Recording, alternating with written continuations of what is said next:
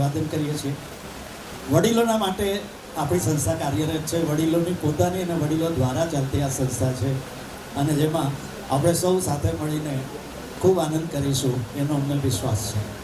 આજના કાર્યક્રમમાં, કારણ કે આપણે વર્ષમાં પહેલી વખત મળીએ છીએ, ઘણા બધા મિત્રો આપણા કમિટી મેમ્બર્સ અને આપણા હોદ્દેદારોથી પૂરતા પરિચિત ન હોઈ શકે, એટલે પહેલાં એમને ઇન્ટ્રોડ્યુસ કરીશું અને ત્યાર પછી આપણા મહેમાનો અને આપણા કીનોટ સ્પીકર સાહેબોને આપણે આમંત્રણ આપીશું. સૌથી પહેલાં વિનંતી કરીશ, આમંત્રણ આપીશ અમારા મિલનબેન ત્રિવેદીને. Milanben, she is the heart of our organisation. આખું વર્ષ દરમિયાનમાં આપણને સૌને બર્થડેની રોજે રોજ સવારે યાદ કરાવવાથી માંડીને નાની નાની, ખૂબ નાની નાની ઝીણી વિગતો સુધી તેઓ કાર્યરત હોય છે. ઓલવેઝ વેરી વેરી કોઓપરેટિવ અને સમય કરતાં આગળ વિચારીને શું મુશ્કેલીઓ આવી શકે તે વિચારતા હોય છે. મિલનબેન, આપણું હાર્દિક અભિવાદન છે. We have Ashaben Parmar with us. Ashaji પણ અમારા બેકબોન છે. ખૂબ બધી અમે મોટિવેટ કરીએ છીએ, પણ એ અમારી સાથે હંમેશા રહ્યા છે. બિપિનભાઈ અત્યારે અમારી સાથે છે, એમના પતિદેવ, અને ખૂબ સરસ પરિવારમાંથી આવીને એમના જે સંસ્કાર છે તે સંસ્કાર આપણી સંસ્થામાં પણ ફેલાતા રહે તેના માટે તેઓ હંમેશા કાર્યરત છે. આશાબેન, આપનું હાર્દિક અભિવાદન છે. વી હેવ શ્રી નીતિન દેસાઈ. અમે એને આઝાદ કહીએ છીએ કારણ કે 26મી જાન્યુઆરીએ જન્મ્યા હતા. બહુ જ મોટા માણસ છે, ખરેખર બહુ મોટા માણસ છે. એમના મોટા ભાઈ પણ આપણી સાથે શ્રી ભીખુભાઈ દેસાઈ સાહેબ અહીંયા છે. ભીખુભાઈ, આપનું પણ હાર્દિક અભિવાદન કરીએ છીએ. અમે મોહન કાકાના દીકરાઓ તરીકે એમને ઓળખીએ છીએ. મોહનલાલ દેસાઈ આપણા શહેરમાં અને દક્ષિણ ગુજરાતમાં એક બહુ જ મોટું સામાજિક નામ હતું. એમણે શાળાઓ કરી, આદિવાસીઓ માટે કામ કર્યું, ખેતી અને ખેત મજૂરો માટે અદ્ભુત કામ કર્યું. આ બંને દીકરાઓ પણ પોતપોતાના વ્યવસાયની અંદર અત્યંત સફળ છે. એમણે લાકડા અને પ્લાયની સાથે કામ કર્યું, પણ ત્યાર પછી એમણે જમીનો, બંગલાઓ વગેરે પર એટલું બધું કામ કર્યું છે કે હી ઇઝ એન આર્ટ કન્વર્ઝર અને હંમેશા અમારી સંસ્થાની સાથે અમને મદદરૂપ થવા માટે. તેવી જ રીતે અમારા ભીખુભાઈ સાહેબ આંતરરાષ્ટ્રીય કક્ષાની ટૂર્સનું આયોજન સતત કરતા રહે છે. એમના બિઝનેસ ઉપરાંત ખાસ કરીને સિનિયર સિટીઝન્સને દુનિયા બતાવવાનો એ એમનો પ્રિન્સિપલ છે અને એને તેઓ બિન વ્યાવસાયિક રીતે કરે છે. એમનું ખૂબ ખૂબ આપણે સ્વાગત કરીએ. Azad, please take your seat. We have Shri Harish Shuklaji. Shuklaji અમારા વડીલ છે. તેઓ રિટાયર થયા છે સુપરિન્ટેન્ડન્ટ ઓફ કસ્ટમ્સમાંથી, અને ગવર્મેન્ટની એમની જે નેક છે, ઓલવેઝ હેલ્પિંગ, અને તેઓ સતત અમને આજ્ઞા કરતા હોય છે કે આપણે આવું કરવું જોઈએ, આમ કરવું. તમે કંઈ પણ કરો તો એમાં તરત જ મારે શું કરવાનું છે હું સહકાર આપતો હોઉં છું. શુક્લજી, પ્રણામ આપને. ખૂબ મોટી માંદગીમાંથી ઊભા થઈને પણ શુક્લજી આજે આવ્યા છે, એનો અમને વિશેષ આનંદ છે. વી have Shri Shashank Bhatt. Shashank is also the backbone of our organization. He is a union leader of the bank employees and union leader of the bank officers also. એ નિવૃત્ત થયા છે ત્યાર પછી પણ પેલા યુનિયનવાળા એમને છોડતા નથી અને એ સતત લોકોને માટે કાર્યરત રહે છે. ખૂબ બધી સંસ્થાઓ સાથે સંકળાયેલા છે. એમના પરિવારની, એમના આધ્યાત્મિક, એવી તમામ સંસ્થાઓ સાથે, એન્ટરટેનમેન્ટ સાથે તેઓ સંકળાયેલા છે. તેઓ આપણા ટ્રેઝરર છે અને total hold of the organization તેઓ સતત કરતા રહે છે. ખૂબ બધી બાબતોમાં નવી વાતો, ઇનોવેશન તેઓ કરતા રહે છે. શશાંકભાઈ, આપનું હાર્દિક અભિવાદન છે. Is a wonderful worker. We are really proud of having Shashankbhai with us. We have Shri Dilipbhai Merchant. તેઓ આપણા જોઈન્ટ સેક્રેટરી છે. સુરતના જે લોકો જૂના છે તે લોકો મર્ચન્ટ પરિવારથી વાકેફ છે અને ભગવાનની એ લોકો પર એટલી બધી કૃપા રહી છે કે મને યાદ છે કે એમના પપ્પાજીના સમયમાં, જે અમારા પણ દૂરના રિલેટિવ, મારા મામા થાય, આ શહેરની અંદર આખું મહિનો એમનો માત્ર ભાડું ઉઘરાવવામાં જતો તો એટલી બધી પ્રોપર્ટીઝ એ સમયમાં અત્યંત મોટા માણસ છે અને દિલથી અમારી સાથે રહે છે. અને દિલીપભાઈને પૂછ્યા વગર પણ અમે કહીએ કે દિલીપભાઈ, તમારા બંગલામાં અમે ગીતોની પ્રેક્ટિસ કરવાના છીએ, ગરબાની બહેનોની પ્રેક્ટિસ કરવાના છે, અને is always supportive and always helping. જય શ્રી કૃષ્ણ. દિલીપભાઈ, આપનું ખૂબ ખૂબ સ્વાગત છે. વી હેવ શ્રી અનિલ ત્રિવેદી. તેઓ અમારા મિલનબેનના પતિદેવ છે. Anil Trivedi is a chartered accountant, finance controller. તેઓ અમની આખી કરિયર એમણે રિલાયન્સ સાથે કરી છે. તે ઉપરાંત તેમણે જીએનએફસી સાથે કામ કર્યું છે. ખૂબ વિશાળ કોર્પોરેટ એક્સપિરિયન્સ, અને એને લીધે, એમની ફિનાન્શિયલ એડવાઇઝરીસને લીધે અમે એક જ વાક્યમાં કહું તો ગયા વર્ષે 12 ને બદલે 16 કાર્યક્રમો આપી શક્યા, thanks to this financial management. આપનું હાર્દિક અભિવાદન છે. એન્ડ ફ્રેન્ડ્સ, આપ સૌ જેમને જાણો છો તેવા અમારા સૌના વાલા એવા અમારા માનનીય પ્રમુખ શ્રી રશ્મિકાંત શાહ સાહેબ. Rashmikantji, please join us. Rashmibhai basically is a wonderful worker, એક father figure of the organisation, being the president, અને he is an ex senior branch manager of UCO bank. UCO બેંકના યુનિયનની સાથે પણ ખૂબ કામ કર્યું, રાષ્ટ્રીય કક્ષાએ ઘણું બધું કામ કર્યું. અને આ સંસ્થા 14 વર્ષ પહેલાં બની ત્યારથી તેઓ એના સાથે છે. He is one of the founders of the organization. માનનીય પંકજભાઈની, એમના પંકજ કાપડિયાની હેલ્થ ક્લબમાં જ આપણી સંસ્થાની શરૂઆત થઈ હતી અને રશ્મિભાઈએ કરી હતી. એક એની સાથે જ કમનસીબ ઘટના એવી બની હતી કે આખી સંસ્થા સ્થાપિત થઈ હતી અને એનો પહેલો કાર્યક્રમ થાય તે પહેલાં જેને પ્રમુખ બનવાના હતા, એમના ભાઈ જે ડૉક્ટર હતા, એમનું નિધન થયું હતું. અને ત્યારથી આ સંસ્થાને એમણે પોતાની સંસ્થા માની છે અને he is prepared for anything and everything for our organization. We are proud to have the president like Shri Rashmikant Shah saheb. દોસ્તો, અમને બહુ જ આનંદ છે એ વાતનો કે આજે અમારા આમંત્રણને માન આપીને માનનીય પંકજભાઈ કાપડિયા સાહેબ અમારી સાથે છે. મેં આપને કહ્યું, આપ હોલની ઉપર વાંચી રહ્યા છો કે પંકજ કાપડિયા કલ્ચરલ સેન્ટર છે. માનનીય પંકજભાઈ સાહેબને વિના રશ્મિભાઈને આપને વિનંતી કે પંકજ સરને આપ કૃપયા મંચ તરફ દોરી લાવો. સર, બિલકુલ તમે તો હોવા જ જોઈએ. પંકજભાઈના માટે જે સૌથી વધારે વપરાતો શબ્દ છે તે છે તેઓ ભામાશાહ. આવા ભામાશાહ આપણે જોયા નહીં હશે. એટલા માટે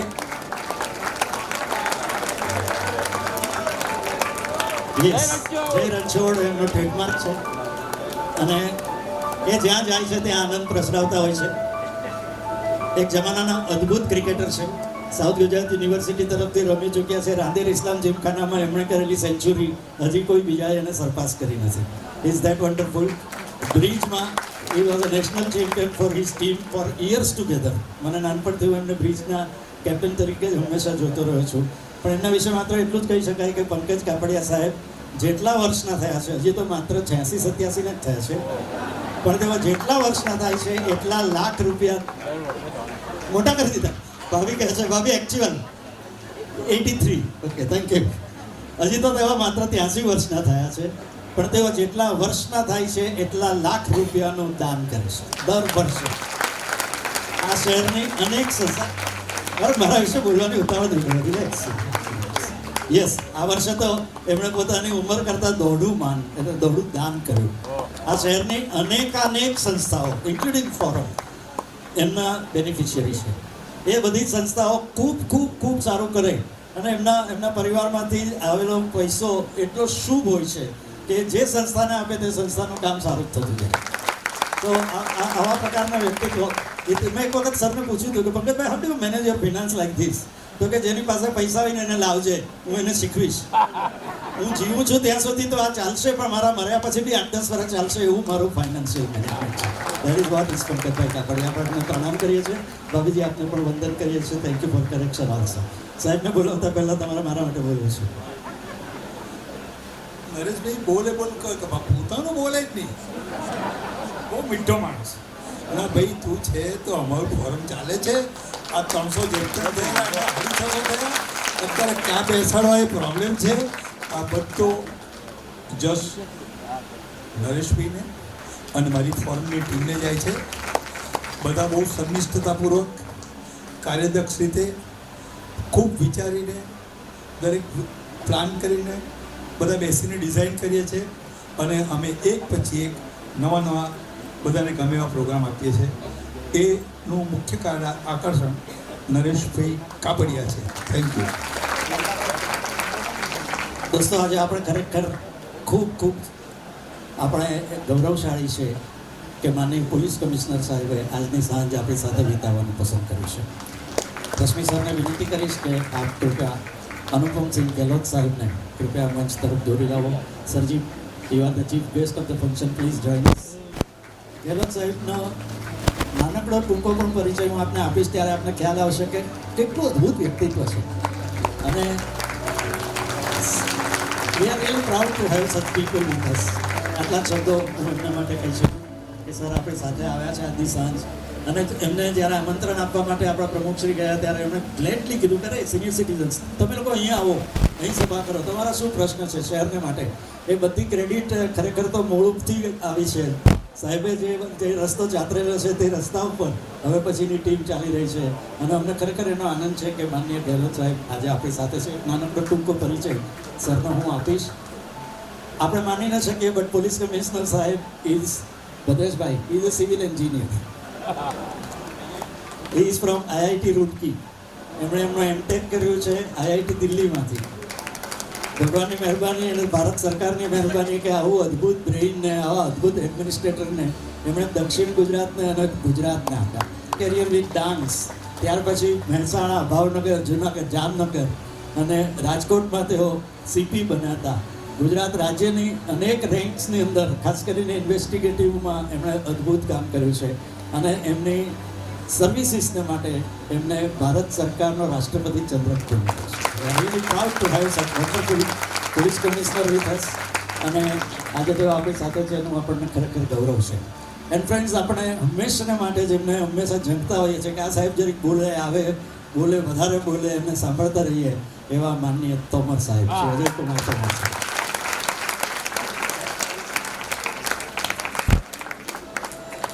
માનનીય તોમર સાહેબ, પ્લીઝ જોઈન અસ. મને યાદ છે કે તોમર સાહેબ sir please join us.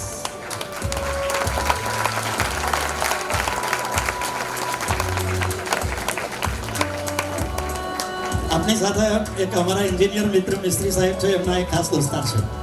A દોસ્તીનો sir આપનો ખૂબ ખૂબ આભાર. વાતો ત્યાંથી શરૂ થઈ હતી કે તોમર સાહેબે એમના મિત્રને કીધું કે આ તમારા સુરત શહેરમાં, જ્યારે પોલીસ કમિશનર હતા ત્યારે એમણે એવું કહ્યું કે આ સુરત શહેરની અંદર તમારા સિનિયર સિટીઝન્સ કેટલા છે? મારે તો કોઈકનો સંપર્ક નથી, મેં મારી ફાઇલો જોડાવી તો મારી પાસે 15-20 વધારે નામ નથી. તો મિસ્ત્રી સાહેબને કીધું કે તમે ઓળખતા હોય તેવા થોડા સિનિયર્સને બોલાવજો, મારે વાતો કરવી છે. અમે નસીબદાર કે અમે એમના મિત્ર એટલે મિસ્ત્રી સાહેબ અમને બધાને લઈ ગયા હતા. એમાં રશ્મિભાઈ પણ હતા અને અમારા આઝાદ પણ હતા. અમે બધા ભેગા થયા, થોડીક સિનિયર સિટીઝન્સના પ્રેસિડેન્ટ સેક્રેટરીઝને ભેગા કર્યા અને ઇટ વોઝ પ્રી કોવિડ. અને ત્યારથી એમણે કહ્યું કે સુરતના પોલીસ કમિશનર તરીકે મારી એવી લાગણી છે કે લોકો પોલીસથી દૂર નહીં રહે, લોકો પોલીસની નજીક આવે. પોલીસ એ મિત્ર બની શકે છે તેવું એસ્ટાબ્લિશ મારે કરવું છે અને સૌથી મોટો મિત્ર બનશે સિનિયર સિટીઝન્સનો. અને એ સરે કરી બતાવ્યું, વારંવાર કરી બતાવ્યું. કોવિડના સૌથી મુશ્કેલ સમયની અંદર એકલા રહેતા વડીલોની કે એકલા રહેતાનો અર્થ હું કરું છું જેમ કે હું ને જઈને એકલા રહીએ છીએ, અમારા સંતાનો સાથે નથી તેવી રીતના, અને એકલ વાયા થયેલા વડીલોને માટે એમણે વિશેષ કાળજી રાખી. ત્યાં સુધી કે એમના વિસ્તારની પોલીસ ચોકીનો માણસ જઈને પૂછે કે દાદા તમે કેમ છો, કોઈ પણ મુશ્કેલી હોય તો મને કહેજો, અમે તમારી સાથે છીએ, મારો આ નંબર રાખો. અને એ વાત આજે પણ ચાલી રહી છે. આખા શહેરની અંદરથી એમણે એ વાતો કરી. કોવિડના કેટલાય એવા ઇન્સિડન્ટ્સ છે કે જે દે વેર રિયલી હાર્ટ ટચિંગ, અને તે વખતે તોમર સાહેબને અમે સરળતાથી કહી શકતા હતા. અમારા માનનીય અરવિંદભાઈ વકીલ સાહેબ અહીં બેઠા છે, he is 93 and he is president of the senior citizen assembly. અને એમના પણ એવા અનુભવો છે કે ખાલી તોમર સાહેબને કે સાહેબ જરીક અમારા બે વડીલો મુશ્કેલીમાં છે અને વિધિન નો ટાઈમ એ કામ થાય. આવું આ ઉપરાંત તોમર સાહેબને આપ સાંભળશો ત્યારે ખ્યાલ આવશે કે માતા સરસ્વતીનું એમને વરદાન છે. અદ્ભુત વક્તા છે, ખૂબ વાંચે છે, કવિતા, સંગીત, સાહિત્ય, અધ્યાત્મ. જેમ કે અમે સાહેબને કહ્યું કે સાહેબ તમારે સિનિયર્સને એડ્રેસ કરવાના છે, આપનો વિષય કહો. તો એમણે એમને કહ્યું કે સચ્ચિત ઓર આનંદ મેં બોલુંગા. અને આજે આપણે એમને એ વિષય પર સાંભળીશું. So we are really proud to have such wonderful speaker with us. સાહેબ આપનો ખૂબ ખૂબ આભાર. ખાસ અમારા માટે આપ ગાંધીનગરથી આવ્યા છો. એમના વિશે બહુ જ લાંબુ બોલી શકાય એવું છે. તેમણે બોર્ડર સિક્યુરિટી સાથે કામ કર્યું છે, સૈનિકો સાથે, સરહદ સાથે, રાજકારણીઓ સાથે. અને આ બંને પોલીસ કમિશનરોના માટે જેવી આપણી સામાન્ય નાગરિકની જે અપેક્ષા છે તે કે they are the terrors for the anti socials. એ એમનું નામ પડે કે આ વિસ્તારની અંદર લોકો પેલું કરતા થાય. અને આપણે સૌ, મારે આપ સૌને વિનંતી છે કે તાળીઓથી એટલા માટે વધાવજો કે સુરત શહેરની પ્રજા, माने भगवती कुमार सर जी, हमारे भगवती कुमार शर्मा हमारे शहर के सबसे बड़े एक साहित्यकार और पत्रकार थे. ભગવતીભાઈ એવું લખતા હતા કે ઇવન ગુણવંત શાહ સાહેબ એમના લેખમાં લખ્યું કે સુરતનો રિક્ષાવાળો ડાબી બાજુ જવું હોય તો એનો પગ બહાર કાઢે, અને એમાંથી આપણે સિગ્નલના રસ્તા ઉપર ઊભા રહેતા થઈ ગયા. સૌથી મોટી રાહત આપણને થઈ ગઈ સિનિયર સિટીઝન્સને, તો એ સિગ્નલનું પાલન આ શહેરમાં થયું. મને સાહેબને એવું પ્રેસ સ્ટેટમેન્ટ સાંભળીને એટલું ગમ્યું હતું કે એમણે એવું કહ્યું કે ભાઈ અમે તો પ્રયોગ કરતા હતા કે આ શહેરની અંદર બધું બરાબર ચાલે કે નહીં, એની પ્રેક્ટિસ કરતા હતા. એ પ્રેક્ટિસથી જ લોકોએ તો અમને સહકાર આપવાનો શરૂ કરી દીધો. So we are really proud to have such wonderful. કારણ કે આપણે જ્યારે પણ બીજા શહેરમાં, મેટ્રોઝમાં કે બીજા દેશોમાં જઈએ ત્યારે આપણને થાય કે અહીં કેટલી સરસ ટ્રાફિક વ્યવસ્થા છે, અને આપણા શહેરમાં કેવું છે. આપણને આ પ્રકારના અધિકારીઓ મળે તો સુરત શું નહીં કરી શકે. વી are really proud of you sir. Thank you very much. આપણે ખાસ કરીને ટ્રાફિક સિગ્નલિંગ માટે કામ કર્યું છે એને અમે ખૂબ ખૂબ એપ્રિશિએટ કરીએ છીએ. So with this we welcome our dear president Shri Rashmikant Shah saheb કે આપનું સ્વાગત વક્તવ્ય કરો. આપણે બંને મહેમાન સાહેબોને નવાજીએ અને જલ્દી માઇક્રોફોન આપણે તોમર સાહેબને આપીએ. જય શ્રી કૃષ્ણ, જય રણછોડ. આજના માન્ય વિદ્વાન અને બહુમૂલ્ય પ્રતિભા ધરાવતા પૂર્વ પોલીસ કમિશનર શ્રી તોમર સાહેબ, અજય કુમાર તોમર સાહેબ, આજના હાલના પોલીસ કમિશનર શ્રી ગેહલોત સાહેબ, સુરત શહેરના મોટા ઉદ્યોગપતિ, વેપારી અને દાનવીર, જેનો હું ભામાશા કહું એવા શ્રી પંકજભાઈ કાપડિયા સાહેબ, અને મારી ટીમના દરેક સભ્યો કે જેમનું હમણાં નરેશભાઈએ ઓળખાણ કરે.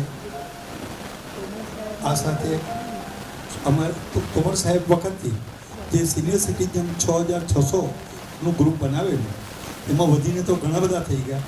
નરેશભાઈએ વાત કરી કોરોના ટાઈમમાં, તેમાં અમને 6 જણની કોર કમિટી બનાવેલી. તે કોર કમિટીના મેમ્બર સાહેબો, સુરતની બીજી અન્ય સિનિયર સિટીઝન ક્લબના પ્રમુખો, હોદ્દેદારો,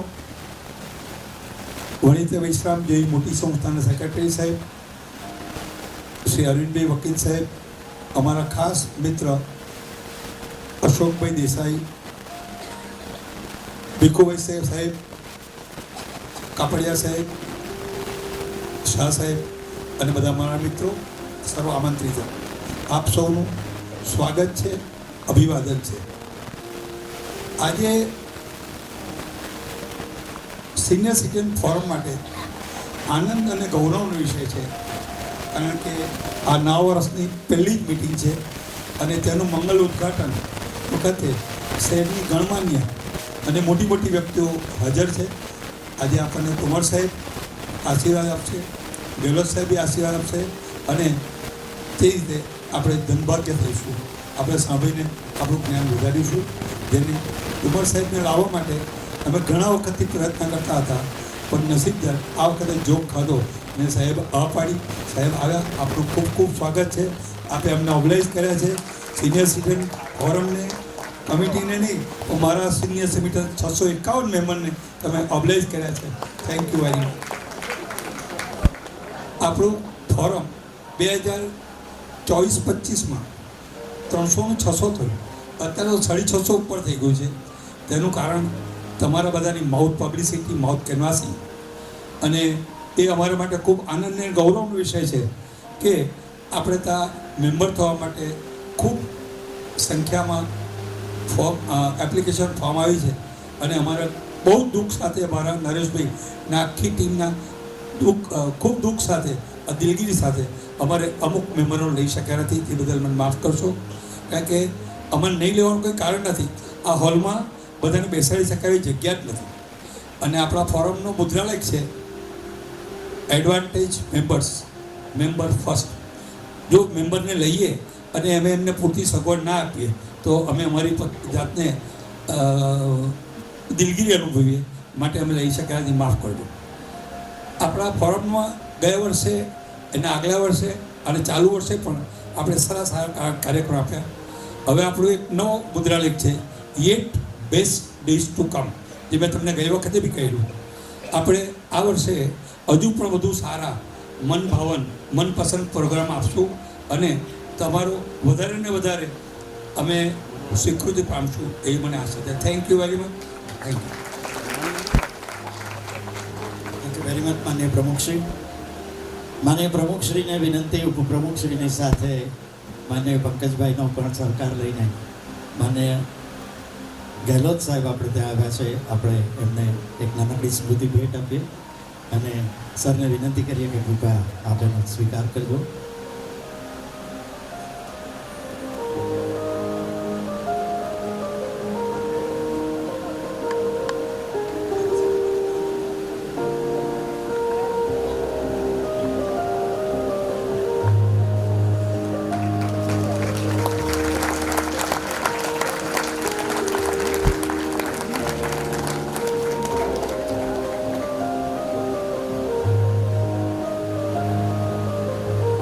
માન્ય પ્રમુખશ્રીને વિનંતી કરીશું કે આપણા આજના કીનોટ સ્પીકર, આપણા સૌના માનવંત એવા અજય કુમાર તોમર સાહેબને આજની સ્મૃતિ, આજનો દિવસ યાદ રહે तो આપણે કૃપયા उसका स्वीकार कीजिए sir.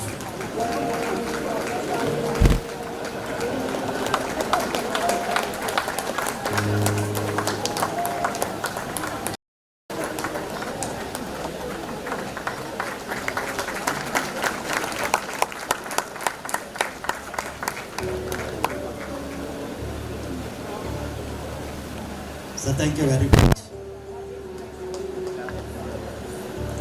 We shall request Anupam Singh Gehlot साहब के कृपया आज के अवसर पर आप आपके आशीष वचन हमें दीजिए प्लीज.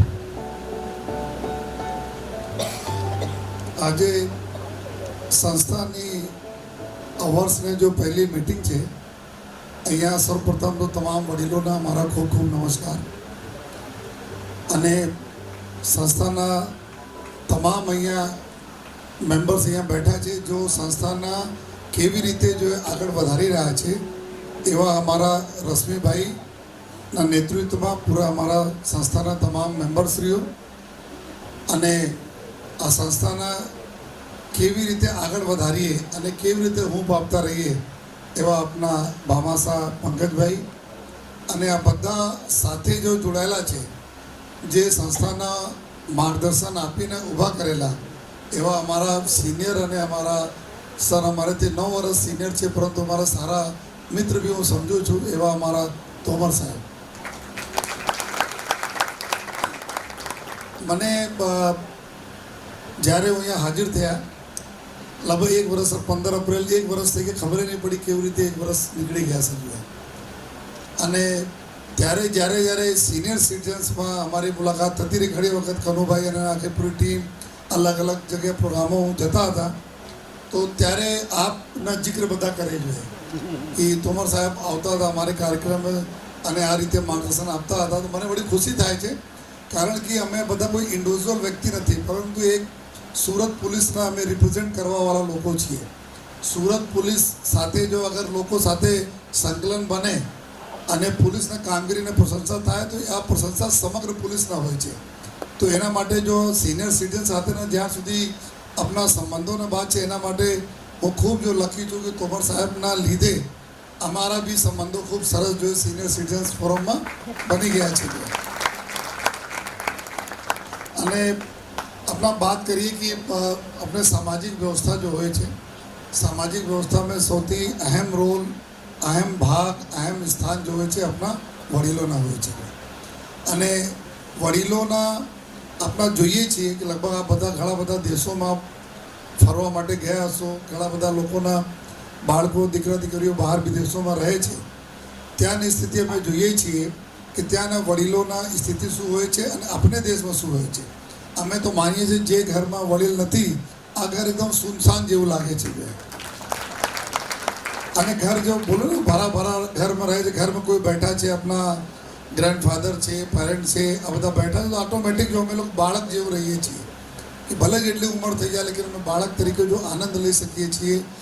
એના એક અનુભૂતિ થાય છે જ્યારે આપણા ઘરમાં વડીલોના આશીર્વાદ રહે છે. અને આપ જો તો ધીમે ધીમે કોર્ટના તરફથી બી જો સુપ્રીમ કોર્ટ બી અત્યારે એક જજમેન્ટ આપે કે અગર બાળકો જો એ વડીલોને આપણા મા બાપ પેરેન્ટ્સનો દેખરેખ નથી રાખી શકતા તો એના હકમાંથી બહાર કરો. અને સર અમે તો મારા પર્સનલ એવું હતા, છેલ્લા 10-15 વર્ષથી હું રાજકોટ સીપી જ્યારે 2016માં ગયા ત્યારથી આ જ અભિગમ અપનાયા કે અગર ઘર પ્રોપર્ટી કોઈ મા બાપના નામે છે અને દીકરા બહુ બરાબર એના નથી દેખરેખ કરતા, એના ઘર બધા કાઢી મુકાવતા હતા અમે લોકો. અને ઘણા બધા કેસોમાં કાઢી મુકાયા, પોલીસ ફોર્સફુલી દીકરા બહુને ઘર તો કાઢી મૂક્યા બહાર. અને રહેશે તો જો આપણા વડીલો રહેશે જેના નામથી ઘર છે આપણા જો. અને એના કારણ બી છે સર, અમે લોકો બધા બોલીએ છીએ અત્યારે લાઇટર મૂડ બોલીએ છીએ કે વડીલોને આપણા ઘર દીકરા દીકરીનું નામ નહીં કરવા જોઈએ સર. અત્યારે તો અમે એના માટે બોલીએ છીએ કે અમારે જો ડિપાર્ટમેન્ટમાં છીએ ને, આ ડિપાર્ટમેન્ટમાં 20 વર્ષમાં નોકરીમાં 50 વર્ષના અનુભવ થાય છે. કારણ કે સમાજના જો ટોટલ સમાજમાં શું થઈ રહ્યા છે આ અમારા પોલીસ સ્ટેશનોમાં નોંધાતા જો એ ફરિયાદો, આવતી અરજીઓ, આવતી રજૂઆતો, મહિલા પોલીસ સ્ટેશનમાં કઈ પ્રકારના અત્યારે રજૂઆતો થઈ રહી છે, આ જોઈને સમાજ કઈ તરફ જઈ રહ્યા છે એના આપણને એક પ્રતિબિંબ મળે છે પોલીસ ડિપાર્ટમેન્ટમાંથી. તો એના અનુભવથી અમે લોકો ક્યારેક એવા વાત કરીએ છીએ કે ભાઈ જો આપણે વડીલોને મા બાપને સેવા નથી કરી શકતા જો એના જો એ મા બાપના પ્રોપર્ટીના ભોગ કરે એવા બી કોઈ અધિકાર નથી. 10 દિવસમાં એક કેસ મારી પાસે આવે છે આ પ્રકારના, જ્યારે જો ચાલી નહીં શકે આ લોકો અમારી પાસે આવે છે અને બોલે છે કે એના દીકરા અને બહુ એના ઘરમાંથી કઈ રીતે કાઢી મૂકી અને ક્યાં ક્યાં આપણા દીકરીઓને જઈને રહે છે, ઘર એના નામ જોઈ. તો કહેવાના મતલબ કે આજે જ્યારે બધા ભેગા થયા છીએ ઘણી બધી વાતો થવાની છે, તો મને લાગે કે આપણે ધ્યાનમાં એક વાત મૂકવા જોઈએ. સાચી છે ખોટી વાત બરાબર, કરવા જોઈએ કે નહીં કરવા જોઈએ આ બી બરાબર, લેકિન મને એવું લાગે છે કે આ પ્રકાર જે આપણે વડીલોને નહીં સાચવી શકે આ બહુ દુઃખદ વાત રહે છે. આજે આ બધા લોકો અહીંયા છો જો આપ જરા વિચાર કરો 50 વર્ષ પહેલેના, 40 વર્ષ પહેલેના કે સુરતના વિકાસમાં આપનો ફાળો કેટલા છે. આ સુરત પહેલે 40 વર્ષ પહેલે કેટલા નાના સુરત હતા, કેવા પ્રકારના સુરત હતા, અને આજે એટલા સુંદર અને ખૂબસૂરત આપણા સુરત છે. તો આમાં કેટલા આપણા ફાળો છે, કેટલા આપણા મહેનત છે, કેટલા કન્ટ્રીબ્યુશન છે, એના તો અમે બધા લોકોને યાદ કરવા જોઈએ કે અમારા વડીલોને લીધે જ આજે એના માર્ગદર્શનને લીધે અમારા સુરત એટલા ખૂબસૂરત બની ગયા છે. અને અમારા જ્યારે મુલાકાત થતી રહે છે સિનિયર સિટીઝન છે, અગર આવનાર સમય બી રહેશે, અમારા ગુજરાત સરકારના બી એકદમ અભિગમ રહે છે કે સિનિયર સિટીઝન્સની સુરક્ષા, મહિલા સુરક્ષા, બાળકોની સુરક્ષા સાથે ટોપ મોસ્ટ પ્રિયોરિટી ઉપર રહે છે. અમારા કોઈ પણ પ્રકારથી સિનિયર સિટીઝન સાથે કોઈ દુઃખદ બનાવ નહીં બને એના માટે સૌથી ટોપ મોસ્ટ પ્રિયોરિટી પર ગુજરાત પોલીસ કામ કરે છે. એના જ ભાગરૂપે અમે લોકો સુરત પોલીસનું બી કામ કરીએ છીએ કે અમારા લોકો સિનિયર સિટીઝન્સ એકદમ સેફ રહે.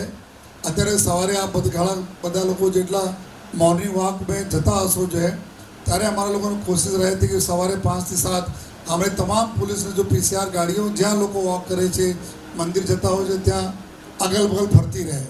ઘણા બધા જો જતા હશો આપ જોતા હશો જોઈએ એના પર્પસ એક જ છે જો કે અમારા લોકોને જો મોર્નિંગ વોકર્સના સિક્યુરિટી એકદમ જળવાય, એના એક સેન્સ ઓફ જો એક કોન્ફિડન્સ આવે કે ભાઈ એની પોલીસ જો એના માટે જો સતત ફરી રહી છે જો.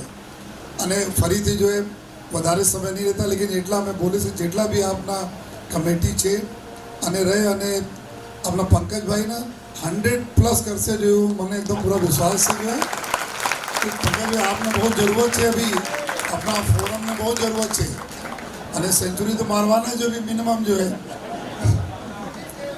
જૂની ટીમ છે. હા, કે એક સેન્ચુરી મારી છે રાંદેર જીમખાનામાં અત્યાર સુધી કોઈ એના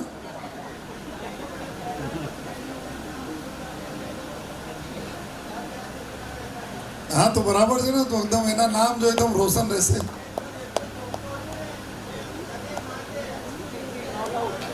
બિલકુલ બિલકુલ ભાઈ એકદમ.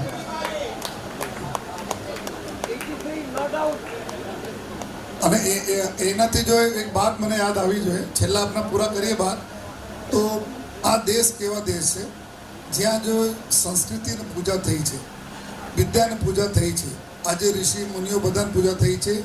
કોઈ જગ્યાએ અગર કોઈને રિસ્પેક્ટ મળી હોય, જો પૈસાવાળા હોય તો મને કોઈ બતાવે કોઈ પૈસાવાળા હતા જેના એ દેશમાં રિસ્પેક્ટ મળી હોય. આ પૂરા હિસ્ટ્રી ગવાહ છે કે પૈસાના બલબૂતે કોઈને રિસ્પેક્ટ આ દેશમાં મળી નથી. રિસ્પેક્ટ મળી જો દેશ માટે, સમાજ માટે જો કરે છે. આજે ઋષિ મુનિ જેના પાસે कुछ પહેરવાના નહીં હતા, પરંતુ જ્ઞાન આપવાની, સમાજને એક દિશા આપવાની જો એની એક ધારણા હતી, સરસ્વતી અને પૂજારીઓ હતા, એની પૂજા થઈ. અને ધન પતિ એક જ હતા, જો ભામાશાહ જેની પૂજા આજે અમે રિસ્પેક્ટ કરીએ છીએ કે દેશ માટે એમના બધા જો મહારાણા પ્રતાપજીને આપી દીધા હતા. આજ આપણા દાદા ભામાશાહ છે, પંકજભાઈ. એના માટે બધા એના પૈસાવાળા તો ઘણા બધા લોકો સુરતમાં છે કે નહીં ભાઈ? બરાબર છે.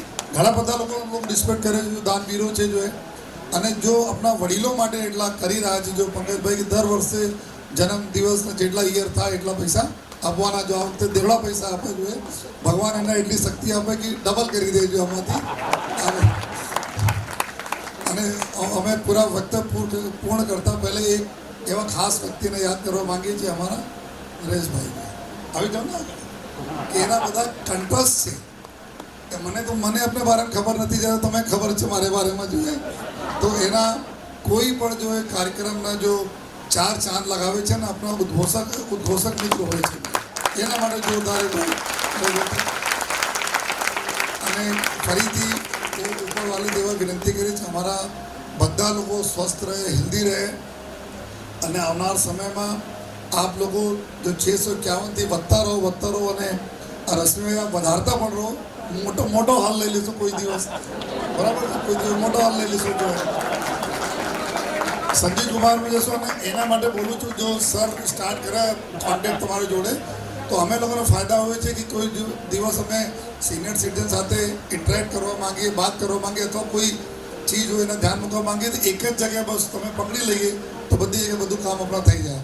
અને ફરીથી આ માતાજીને ખૂબ આશીર્વાદ રહે, ઈશ્વરના બધા આશીર્વાદ, હેલ્ધી રહો, સુખી રહો. Thank you. જય હિન્દ, જય Bharat.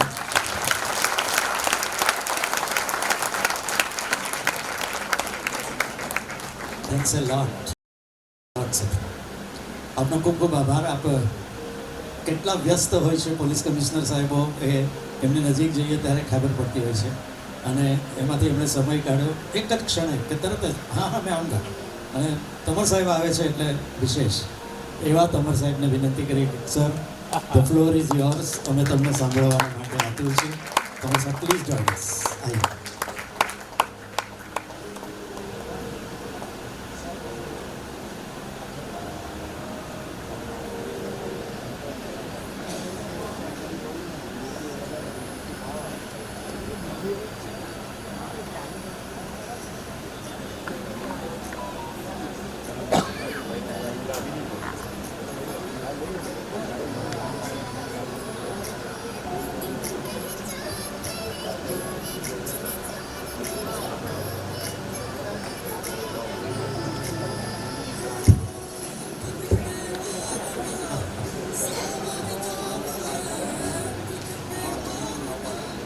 We have Sapna Bhen. Sapna Bhen, please join us.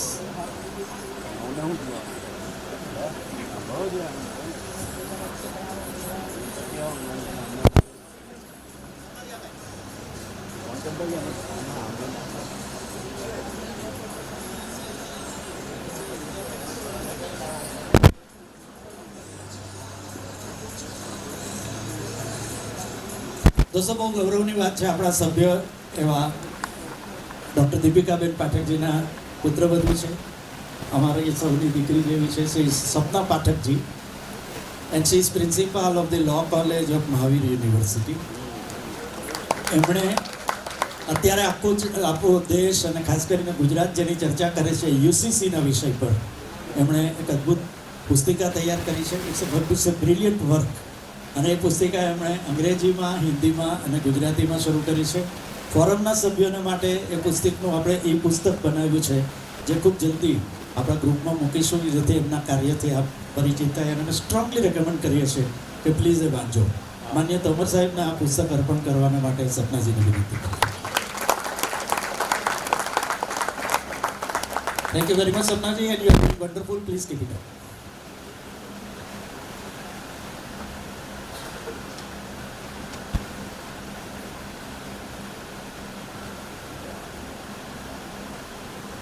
Surat senior citizen forum के इस कार्यक्रम में आज सभी भी फिर से आके मुझे बड़ा हर्ष का अनुभव हो रहा है. संस्था के प्रमुख અને અમારા મિત્ર શ્રી રશ્મિભાઈ,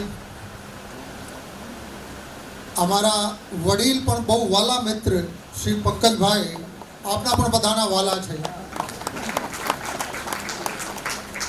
હવે નામ લેતા શરૂ થાઉં તો હું ઓછામાં ઓછા 50 લોકોના નામ અહીંથી લઈ શકું, પણ બધાને એક સાથે જય રણછોડ કરીને આપણા કાર્યક્રમની શરૂઆત કરીએ.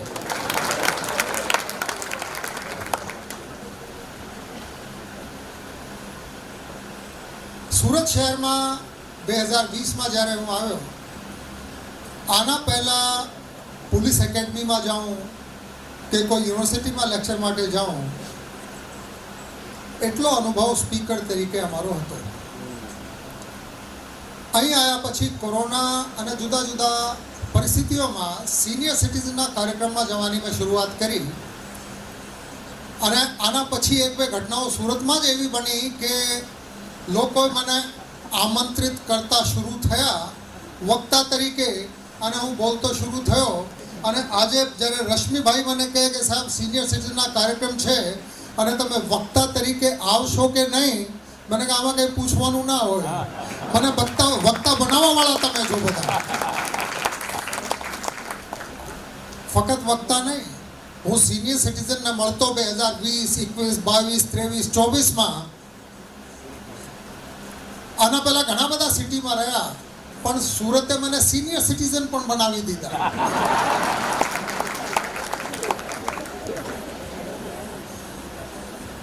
તો આ બધાના પ્રેમ, આ બધાના મિત્રભાવ અને જે સ્નેહ સાથે આપ યાદ કરો છો, આના માટે હું આપનો ખૂબ ખૂબ આભારી છું. અને આજે મને પૂછા કરતા હતા રશ્મિભાઈ અને નરેશભાઈ કે સાહેબ કયા વિષય ઉપર બોલવાના છો. મને કે ભાઈ જિંદગીએ મને એક જ વસ્તુ શીખવી છે, સત ચિત આનંદ, આનંદમાં રહો. આ કંઈ વિષય નથી, આ એક જીવનનો એક દર્શન છે, એક ફિલોસોફી છે, એક જીવન જીવવાની રીત છે. તમારા બધામાં મને આબેહૂબ જોવા મળે છે. તમારા પાસેથી કેટલાક પાસેથી મેં શીખ્યું છે, અને આ શીખ્યા પછી આજે આપણે સચ્ચિત આનંદની વાતો કરીએ તો આમાં કાંઈ અજુગતું નહીં.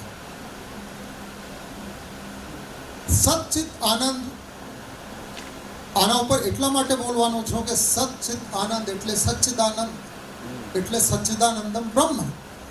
ભારતના સંપૂર્ણ જે અધ્યાત્મ છે, વેદ, વેદાંત, ઉપનિષદ અને બાદરાયણ વ્યાસે પ્રસ્થાનત્રયી લખી અને શંકરાચાર્યએ પછી એની એકાત્મવાદી વ્યાખ્યા કરી. આ બધું છે શું? આ બ્રહ્માંડ, આ યુનિવર્સ, આ જીવન, જગત, દુનિયા, આપણે બધા, આ બધું છે શું? આ ગડમથલ છે શું? આપને બધાને આ પ્રશ્ન ઘણી વખત નડતા હશે. મને પહેલાથી નડતું હતું. What is this? Who am I? આ બધું છે શું? શાના માટે? જીવનનો હેતુ શું? ધ્યેય શું? પણ મૂળ વસ્તુ આ છે કે આ બધું છે શું? શંકરાચાર્યજીએ ભારતના આખા અધ્યાત્મ અને અધ્યાત્મના નીચો એટલે એનું અર્ક, એનો જ્યુસ, એના સાર કાઢીને મૂકી દીધો 5 વાક્યોમાં. એકો બ્રહ્મ દ્વિતીયો નાસ્તિ. જે કંઈ છે આ બધું બ્રહ્મ છે, આના સિવાય બીજી કોઈ વસ્તુનો, કોઈ બાબતનો અસ્તિત્વ નથી. એકો બ્રહ્મ દ્વિતીયો નાસ્તિ. બીજો બ્રહ્મ વાક્ય અહમ બ્રહ્માસ્મિ તત્વમ અસી. જે બધું બ્રહ્મ છે તો હું પણ બ્રહ્મ છું અને તમે બધા પણ બ્રહ્મ છો. દુનિયા, આનું શું? સત્યમ બ્રહ્મ જગત મિથ્યા. આ જે કાંઈ ચારે બાજુ દેખાય છે આમાં સત્ય, સત્ય એટલે ચિરંતન છે, જે હંમેશા હતું ને હંમેશા છે. આપણે તો આ શક્લમાં આજે છીએ, આવતીકાલે ખબર નહીં કેટલા છે. હું છું કે નહીં છું, આ શક્લો બદલાયા કરે, દિવસ રાત બદલાયા કરે, મોસમો બદલાયા કરે, પદાર્થના સ્વરૂપ બદલાયા કરે. સત્યમ બ્રહ્મ જગત મિથ્યા. માયાના લીધે જુદા જુદા બાબતોમાં જે જુદા જુદા સ્વરૂપ આપણને જોવા મળે છે, આ સત્ય નથી. સત્ય ફક્ત બ્રહ્મ છે. સર્વમ ખલુ ઇદમ બ્રહ્મ. બ્રહ્મ સર્વવ્યાપક છે. બ્રહ્મ ઇઝ ઓમની પ્રેઝન્ટ, ચારે બાજુ છે. અને છેલ્લું અંતમાં શંકરાચાર્યજીએ કીધું સચ્ચિત આનંદ સચ્ચિદાનંદમ બ્રહ્મ. એટલે બ્રહ્મ એટલે શું? એટલે સચ્ચિત આનંદ. આ બધું બ્રહ્મ છે, આના સિવાય બીજું કંઈ નથી. આ પ્રશ્નની ચર્ચા ભારતમાં થઈ, ભારતના દર્શનમાં થઈ, વિદેશના દાર્શનિકોએ પર કરી. કાફકા કામુએ કરી, આના બહુ પહેલા એરિસ્ટોટલ ને પ્લેટોએ કરી. તમામ દાર્શનિકો દુનિયા આખીમાં પહોંચ્યા અને અંતે આ જ બ્રહ્મ વાક્યોની દિશામાં આ લોકો પહોંચે છે અને પછી આ વાત થઈ જાય છે.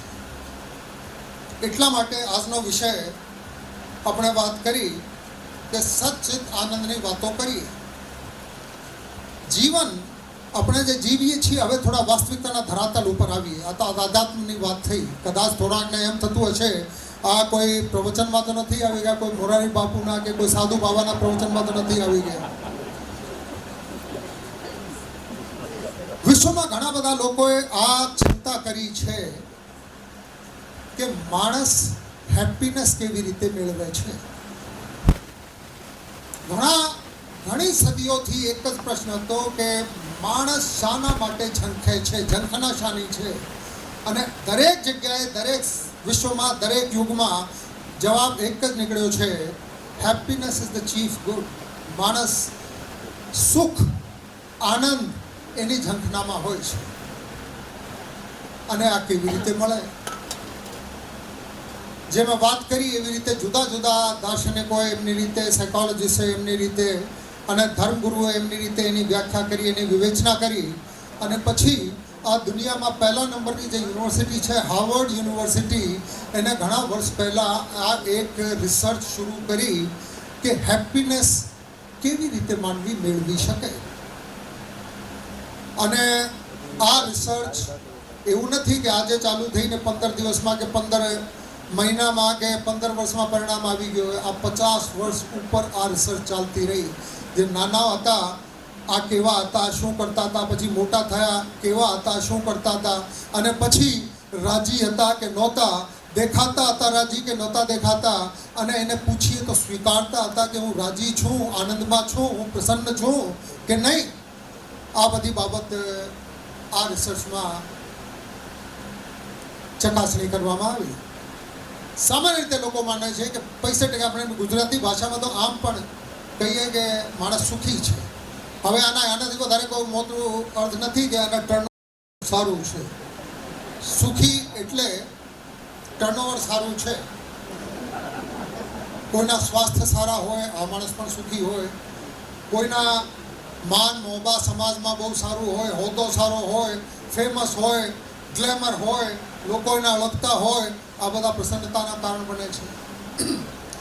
પણ હાર્વર્ડ યુનિવર્સિટી જે ઓબ્જેક્ટિવલી વસ્તુપરક રીતે આજે આ બધી ચકાસણી કરી અને આ અંતે લગભગ 60 વર્ષની રિસર્ચ પછી જે તારણ નીકળ્યું, આમાં એક જ નીકળ્યું કે અત્યાર સુધીમાં જેટલા પરિબળોની વાત કરી કે તમારી પાસે પૈસા ટકા શું છે, સમાજમાં તમારી હેસિયત શું છે, તમારા સ્ટેટસ શું છે, તમારા હોદ્દો શું છે, તમારા સ્વાસ્થ્ય કેવો છે, આ બધામાં કોઈના ડાયરેક્ટ કોરિલેશન દરેક કેસમાં હેપીનેસ સાથે નીકળ્યા નહીં.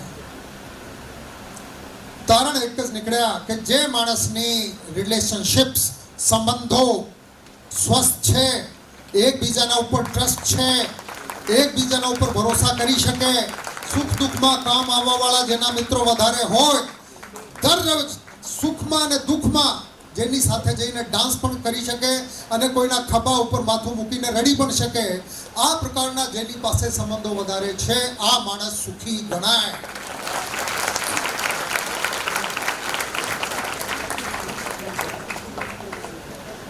હવે આ પ્રકારના સંબંધો કેળવાય કેવી રીતે? આન્સર તો મળી ગયા, પણ આ આન્સર સુધી પહોંચાય કેવી રીતે? QED, ક્વાડ એરેટ ડેમોન્સ્ટ્રન્ડમ, એને પુરવાર, એને જોવાય કેવી રીતે કે કેવી રીતે થાય. પછી મેં મારી રીતે ચકાસણી કરીને મદદ મને મળી. નરેશભાઈએ વાત કરી વાંચવાનો શોખ છે. શોખ નથી, વ્યસન છે. આનો નાનો હતો ત્યારથી છે. અને આંખ બંધ કરીને, દિમાગ બંધ કરીને વાંચતો નથી, ખુલ્લા રાખું છું. બ્લિંકર લગાડીને વાંચતો નથી. કોઈ માણસ ગમે તે લખી નાખે માનતો નથી. અહીંની ટોર્ચ ખુલ્લી રાખવાના પ્રયાસ કરું છું. મગજ ખુલ્લા રાખીને વાંચવાનો પ્રયાસ કરું છું અને મેં મારી રીતે સમજવાના પ્રયાસ કર્યા. કાફકા, કેમુ, નીત્શે, ભારતમાં અનેક કૃષ્ણમૂર્તિ, રજનીશ, ઘણા બધા લોકોએ આના પ્રયાસ કર્યા, પણ મેં બધાને વાંચ્યા પછી મારી રીતે ચકાસણી કરી તો આમાં થોડીક બાબતો આપની સાથે હું શેર કરવા ઈચ્છું છું કે જિંદગીમાં તમારે ખુશ રહેવું હોય તો પોતાની જાતને ઓળખો, તમે કોણ છો.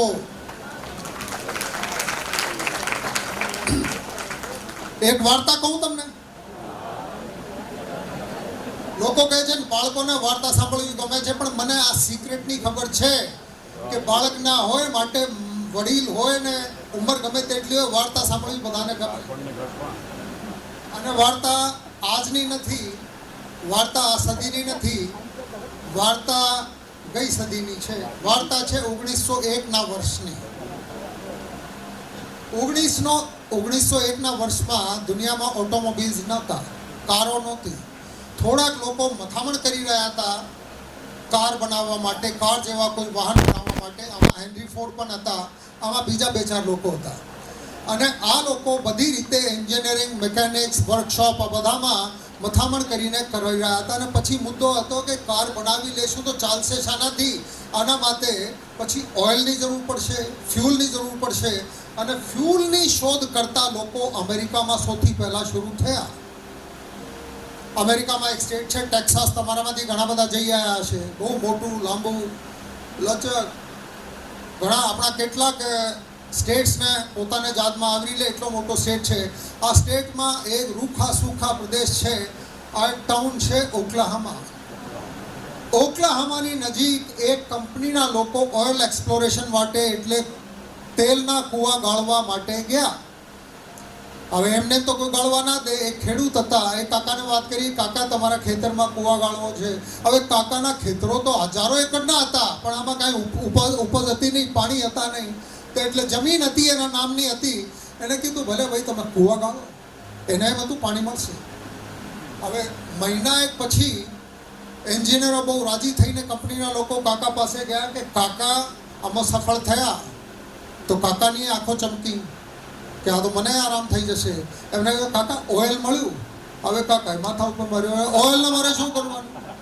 હવે ખેડૂતને ઓઇલના ત્યારના યુગમાં કોઈને કારની ખબર નહોતી, તો ઓઇલની મહત્તાની શું ખબર હોય? હવે આ કાકાએ કીધું કે ભાઈ તેલનું મારે શું કરવાનું? પાણી મળ્યા કે નહીં? કે પાણી નહીં. તો પછી તમે એટલા દિવસથી ટાઈમ બગાડ્યા, મારા ખેત બગાડ્યા, અને પાણી તમને મળ્યા નહીં. આ લોકોએ કીધું કાકા તેલથી બહુ ફાયદા થશે. હવે ફાયદાની વાત આવે તો ખેડૂત હોય કે સામાન્ય માણસો ગમે તે હોય એની આંખો ચમકે. કાકાએ કીધું ફાયદા? બોલે એટલે કેટલા ફાયદા થશે? કે કાકા વર્ષે $1000ની તને રોયલ્ટી મળશે. હવે કાકા તો બેભાન જેવો થઈ ગયો, કેમ કે કાકાએ $5-10 વધારના નોટ ક્યારે જિંદગીમાં જોયા પણ નહોતા. હવે $1000 ભાનમાં આવ્યા પછી આ કાકાએ પૂછ્યું કે ભાઈ $1000 પણ એનું કરશું શું? હું શું કરીશ એટલા બધા પૈસાના? તો કોક તમારી જેમ કોઈ મોડર્ન માઇન્ડેડ માણસ છે એને કાકા એક કામ કરશે, કાર લઈ લેજે. હવે કાકાને તો કારની ખબર નથી. કાર કોઈએ જોઈ નથી કાર. કારનું શું? કાર એટલે શું? તો એને કીધું કે તમે ઘોડાગાડીમાં બેસીને તમારા ગામથી ઓક્લાહામા સુધી જાઓ છો અને તમે 2 કલાક થાય તમને તબડક કરતા આ તમારા ઘોડાગાડી પહોંચે ત્યાં. આના કરતાં તમે 10-15 મિનિટમાં ઓક્લાહામા પહોંચી જશો. હવે કાકાને સમજાય આ તો વસ્તુ કોઈ ઉપયોગી વસ્તુ છે, સરસ મજાની વસ્તુ છે. મને એમ બરાબર છે કે કાર? તો કોઈએ કીધું કે કાર હું તને લઈને કાકા આપી દઈશું. સ્ટોરી બરાબર લાગે છે? સમજાય છે? મારી ભાષા સમજાય છે? બરાબર છે, બરાબર છે. અનુમોદન છેલ્લી લાઈનમાંથી મને મળી ગઈ. થોડા દિવસ પછી કાકાને એમ યાદ આવ્યું કે આ તો બાજુવાળા ભાઈના ખેતરમાં કૂવા ગાળતા હતા. એને બોલાયા, બોલા એના ખેતરમાં તેલ નીકળશે. બોલા કે અમે ટ્રાય કરીએ છીએ, નીકળી શકે. બોલા આના અર્થે તમે એને કાર આપશો. હવે આપણા સુખની પ્રોબ્લેમ શું છે કે આપણી પાસે શું છે એની સાથે બહુ નિસ્બત નથી, પણ આપણી પાસે કોઈ એવી વસ્તુ હોવી જોઈએ જે બાજુવાળા પાસે ના હોય. જે કાકાએ કીધું કે જે બાજુવાળાના ખેતરમાં ખેલ નીકળી ગયા એને કાર આપી દીધી, પછી એવી કારમાં મને શું રસ છે? બોલા કાકા આ તો એટલી બધી કારો આમ છે નહીં, તમારા માટે એકના ઓર્ડર આપ્યા છે. બોલા પણ આ બીજા લઈ આવશે તો મને લાંબામાં લાંબી કાર આપો. તો કંપની વાળાએ શોધ કરી કેડિલાક. ત્યારના યુગમાં નવી કાર બની હતી ને લાંબામાં લાંબી કાર હતી કેડિલાક. કાકા તને કેડિલાક અપાવશું, બરાબર છે, ભલે લઈ આવજો. હવે થોડા દિવસ પછી કંપનીના લોકો ગયા, કેડિલાક લઈને આવ્યા અને કાકાના ઘરની સામે ઊભી કરી. હવે કાકા તો એને જોઈને ભોચક થઈ ગયા. ઓહો, આ કેવી, આ કેવી. અને પછી કંપનીવાળા લોકો એને સમજાવ્યું કે આ ટાયર છે ને આમ છે ને આ સ્ટીયરિંગ વ્હીલ છે અને આ ઇગ્નિશન કી છે ને આમાં આમ ચાબી લગાડો તો આમ ઇન્જિન સ્ટાર્ટ થશે અને પછી તમે આમ કરીને ઓકલાહોમા સુધી જ્યાં લઈ જશો ત્યાં કાર જશે. હવે કાકા તો ચારે બાજુ આમ ફરીને જુએ, ક્યારે આમ જુએ, ક્યારે લાઇટ જુએ, ક્યારે આમ જુએ. અને કીધું બરોબર છે. આપણે કોઈ વસ્તુમાં બહુ ભાન ના પડતી હોય તો આપણે આ બધું બરોબર છે. હવે કંપનીવાળા તો ગયા એને કાર અને ચાબી ને બધું આપીને. હવે બીજા દિવસે કાકા એને કર્યું, ચલો ભાઈ હમણાં ઓકલામાં જઈએ. હવે પહેલા તો ચાબી જડે નહીં, હવે ચાબી તો એટલી, કાર એટલી લાંબી અને ચાબી તો એટલી. હવે ચાબી જડે નહીં. હવે ચાબી કોક જગ્યાએથી મળી ગઈ તો આ ખબર ના પડે કે આમાં ચાબી લગાડવી ક્યાં. આ કારમાં ગોતવી કઈ અઘરી બાબત છે. આજના જમાનામાં તો બધા ટેવાઈ ગયા છે, પણ કાકાએ પ્રથમ વખત કાર જોઈ એટલે બીજા દિવસે પણ અંતે કાર લઈને નીકળ્યા. હવે પહેલી કાર આખા વિસ્તારમાં તો જે જાય એને કહે બોલા તે કાર જોઈ છે ક્યારે? જો એને કહેવાય કાર. અને આ બાજુ કોઈ અરે બારા જો એને કહેવાય કાર. અને બતાવતા જતા અને પાછળ કોઈ રહી ગયા તો આમ પણ જોઈને કહેતા હતા અરે આ બાજુ જો એને કહેવાય કાર. આમાં બેસી જાઓ, એવી રીતે જેમ ડ્રાઇંગ રૂમમાં બેસે ને એવી રીતે બેસીને જાઉં છું, હવે ઓકલામાં પહોંચી જઈશ. હવે આમ જોએ ચારે બાજુ જોએ અને કાકાના એક્સિડન્ટ ના થયા. હાંકતા હતા પોતે, એક્સિડન્ટ કેમ ના થયું હોય? એટલા માટે નતા થયા કે કારની આગળ બે ઘોડા જોતેલા હતા. બે ઘોડા જોતરી દીધા હતા. ચાબી મળી નહીં, ઇગ્નિશન કી મળી નહીં. બે ઘોડા આગળ ખેંચતા હતા અને કાકા ટેસ્ટથી બેઠા હતા આમાં. હવે તમે હશા, આ બાજુ બંને મહાનુભાવ પણ હશે, જે સામે બધા હસે છે. મારે એટલું જ કહેવું છે કે આ ખેડૂતને ખબર નહોતી કે આ 80 હોર્સ પાવરની કેડિલેક હતી. આમાં ચાબી બરાબર લાગી જાય તો 80 ઘોડા થનગણી રહ્યા હતા. દે વર રેરિંગ ટુ ગો. અને ચાબી ના લગાડતી આવડી એટલા માટે બે ઘોડાથી 80 હોર્સ પાવરની ગાડી ખેંચી જતા હતા. તમે બધા હસો છો પણ આ હોલમાં આપણે બધાની પરિસ્થિતિ એવી છે કે 400 હોર્સ પાવરનો આ માનવ જીવનને શરીર છે. આપણે પણ 2-3 ઘોડાઓથી વધારે જોતરતા નથી.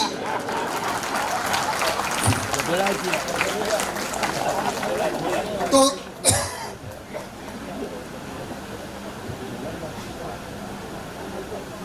જીવનમાં પ્રસન્નતા મેળવવી હોય તો પોતાની હોર્સ પાવર જાણતા સમજો, ઇગ્નિશન કી લગાડતા સમજો. થેન્ક યુ ભાઈ મર્ચન્ટ સાહેબ, થેન્ક યુ વેરી મચ.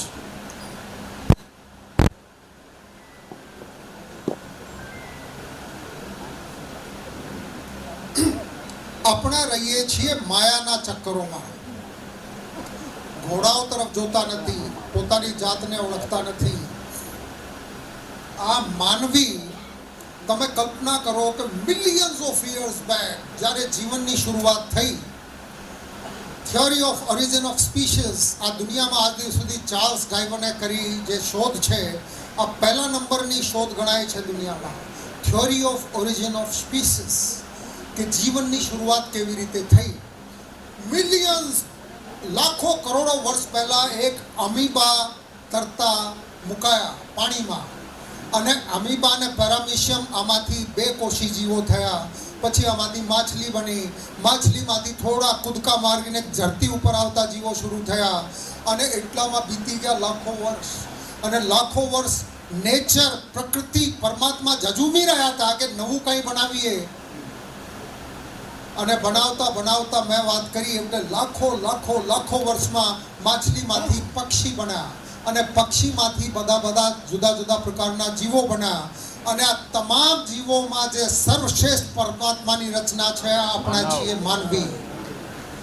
હવે આ માનવીને આપણે સમજ્યા વગર, ભાનમાં આવ્યા વગર, માયાની નાની નાની બાબતોમાં કામ, ક્રોધ, મદ, મોહ, લોભ, ઈર્ષ્યા, કસાય, આ બધી બાબતોમાં આવીને જીવને વેડફી દઈએ તો પ્રસન્નતા ક્યાંથી મળે ભાઈ? બહેનો પણ છે, બહેનોને કહું છું, આમાં ફસાઈ જઈએ તો માનવીની પરિસ્થિતિ શું કે આપણે છીએ પરમાત્માનો અંશ. આત્મા એટલે પરમાત્મા. મેં પહેલા વાત કરી સચ્ચિદાનંદ. આ પરમાત્મા પણ સચ્ચિદાનંદ છે ને આપણે પણ બધા પરમાનંદ છીએ, સચ્ચિદાનંદ છીએ, સચ્ચિદાનંદ. પરમાત્માના અંશ હોવા છતાં પોતાની જાતને ઓળખ્યા વગર, પોતાની જાતને સમજ્યા વગર આપણે ફસાઈ જઈએ છીએ નાની નાની વાતોમાં. કામ, ક્રોધ, મદ, મોહ, લોભ, ઈર્ષ્યા, આ વૃત્તિઓ છે જેમાં આપણે સવારથી સાંજ સુધી અને નાનપણથી લઈને અને ઘડપણ સુધી જ્યારે ગાડી આવે, હે રામ હે રામ, હવે ત્યાં સુધી આ બધું ચાલ્યા કરે. આમાં ફસાઈ જઈએ છીએ અને આત્માની જે નદી આપણામાં વહે છે, આ નદી આ દુનિયાની માયાના રણમાં ખોવાઈ જાય છે. મળતું કંઈ નથી, આનંદ નથી મળતું, સુખ નથી મળતું. આના કરતાં જે પોતાની જાતને યોગ્ય રીતે ભાનમાં આવીને સમજી જઈએ કે હું તો પરમાત્માનો અંશ છું. ગીતામાં પણ ભગવાન કૃષ્ણે બહુ મહેનત કરી અર્જુનને સમજાવવા માટે કે અર્જુન, તું પોતાની જાતને શું સમજી રહ્યો છે? યુદ્ધ તું લડે છે, તારા મારવાથી આ લોકો મરશે. હવે અર્જુન પણ કમાલનો માણસ હતો. આ પ્રશ્ન પછી એક પ્રશ્ન ભગવાન સમજાય અને બીજો પ્રશ્ન પૂછે, ત્રીજો પ્રશ્ન પૂછે, ચોથો પ્રશ્ન પૂછે. 10-11 અધ્યાય થઈ ગયા. આમાં સાંખ્ય યોગની વાત કરી, ભક્તિ યોગની વાત કરી, બધી વાતો કરી. હવે અર્જુન તો સમજવા માટે તૈયાર નથી. પગ ધ્રુજે ને ગાંડી હાથમાંથી છૂટી ગયા. સામે કાકા દેખાય છે, ગુરુ દ્રોણ દેખાય છે, ભીષ્મ પિતામહ દેખાય છે. એની સામે કેવી રીતે યુદ્ધ લડીશ? અને પછી ભગવાન એના વિરાટ સ્વરૂપ બતાવે છે કે અર્જુન, હવે તું જો હું કોણ છું. વિરાટ સ્વરૂપ જોયા તો આમાં બધું દેખાણું, આખું બ્રહ્માંડ દેખાણું. અને આમાં જોયા કે જીવો જેના જન્મ થયા છે એના મરણ અચૂક છે. તું મારે કે ના મારે, જેના જ્યારે વખત આવશે આ તો મરશે. તું તો ફક્ત તારા ધર્મ, ક્ષત્રિય છે, સેનાપતિ છે, તું તારા ફરજ કરતા જા. આનાથી વધારે માયામાં ફસાવાની જરૂર નથી, મોહમાં ફસાવાની જરૂર નથી. આ બંધનો છે અને આ બંધનોમાં ફસાઈને આપણા જીવનની પરિસ્થિતિ એવી થઈ જાય કે સરસ કલકલ કરતી સરળ સરિતા આ રણમાં આવીને જીવનમાં સૂકી જાય છે, મળતું કાંઈ નથી. આના કરતાં જે પોતાની જાતને ભગવાન કૃષ્ણને જે સ્વરૂપ બતાવ્યા પછી આ પણ વાતો પણ કરી કે અર્જુન, હવે તું જો મને હું કોણ છું. હું ગાયોમાં કામધેનુ છું, હું સર્પોમાં વાસુકી સર્પ છું, જે ભગવાન શિવના ગળામાં સર્પ છે. હું વેદોમાં સામવેદ છું, હું હાથીઓમાં ઐરાવત છું, હું પર્વતોમાં હિમાલય પર્વત છું. આ બધી પ્રકારની વાતો કરી. આ ભગવાન કંઈ પોતાના અહંકારના પ્રદર્શન કરતા હતા? ના, ભગવાન આ બતાવતા હતા કે હું પરમાત્માના સ્વરૂપ હું છું અને આપણા બધા આ હોલમાં પરમાત્માના સ્વરૂપો છીએ. આપણામાં એટલું પોટેન્શિયલ છે કે તમે ગાય બનો તો કામધેનુ ગાય બનો, તમે પર્વત બનો તો તમે હિમાલય બનો, તમે વેદ બનો તો સામવેદ બનો, અને તમે સર્પ બનો તો વાસુકી બનો, તમે ફૂલ બનો તો સર્વોત્તમ ફૂલ બનો, તમે માનવી બનો તો સર્વોત્તમ માનવી બનો, તમે બિઝનેસમેન બનો તો સર્વોત્તમ બિઝનેસમેન બનો, તમે પોલીસમેન બનો તો સર્વોત્તમ પોલીસમેન બનો. એટલા પોટેન્શિયલ સાથે જે આપણે જીવીએ તો આ આપણા કલકલ કરતી સલ્લા જે જીવન છે આ પરમાત્મામાં જઈને એક રૂપ થઈ જશે. આ સૂકવાની નથી. આપણા અહીંથી જીવન પૂરા થશે તો આપણે પરમાત્માની સાથે એક રૂપ, તદરૂપ થઈ જશું અને જીવનની આ સફળતા ગણાશે. પછી જીવન પૂરું થતું નથી. આને મોક્ષ કહેવાય, એને નિર્વાણ કહેવાય. અને જ્યાં સુધી અહીં રહેશું ત્યાં સુધી આનંદમાં રહેશું. સચ્ચિત આનંદ.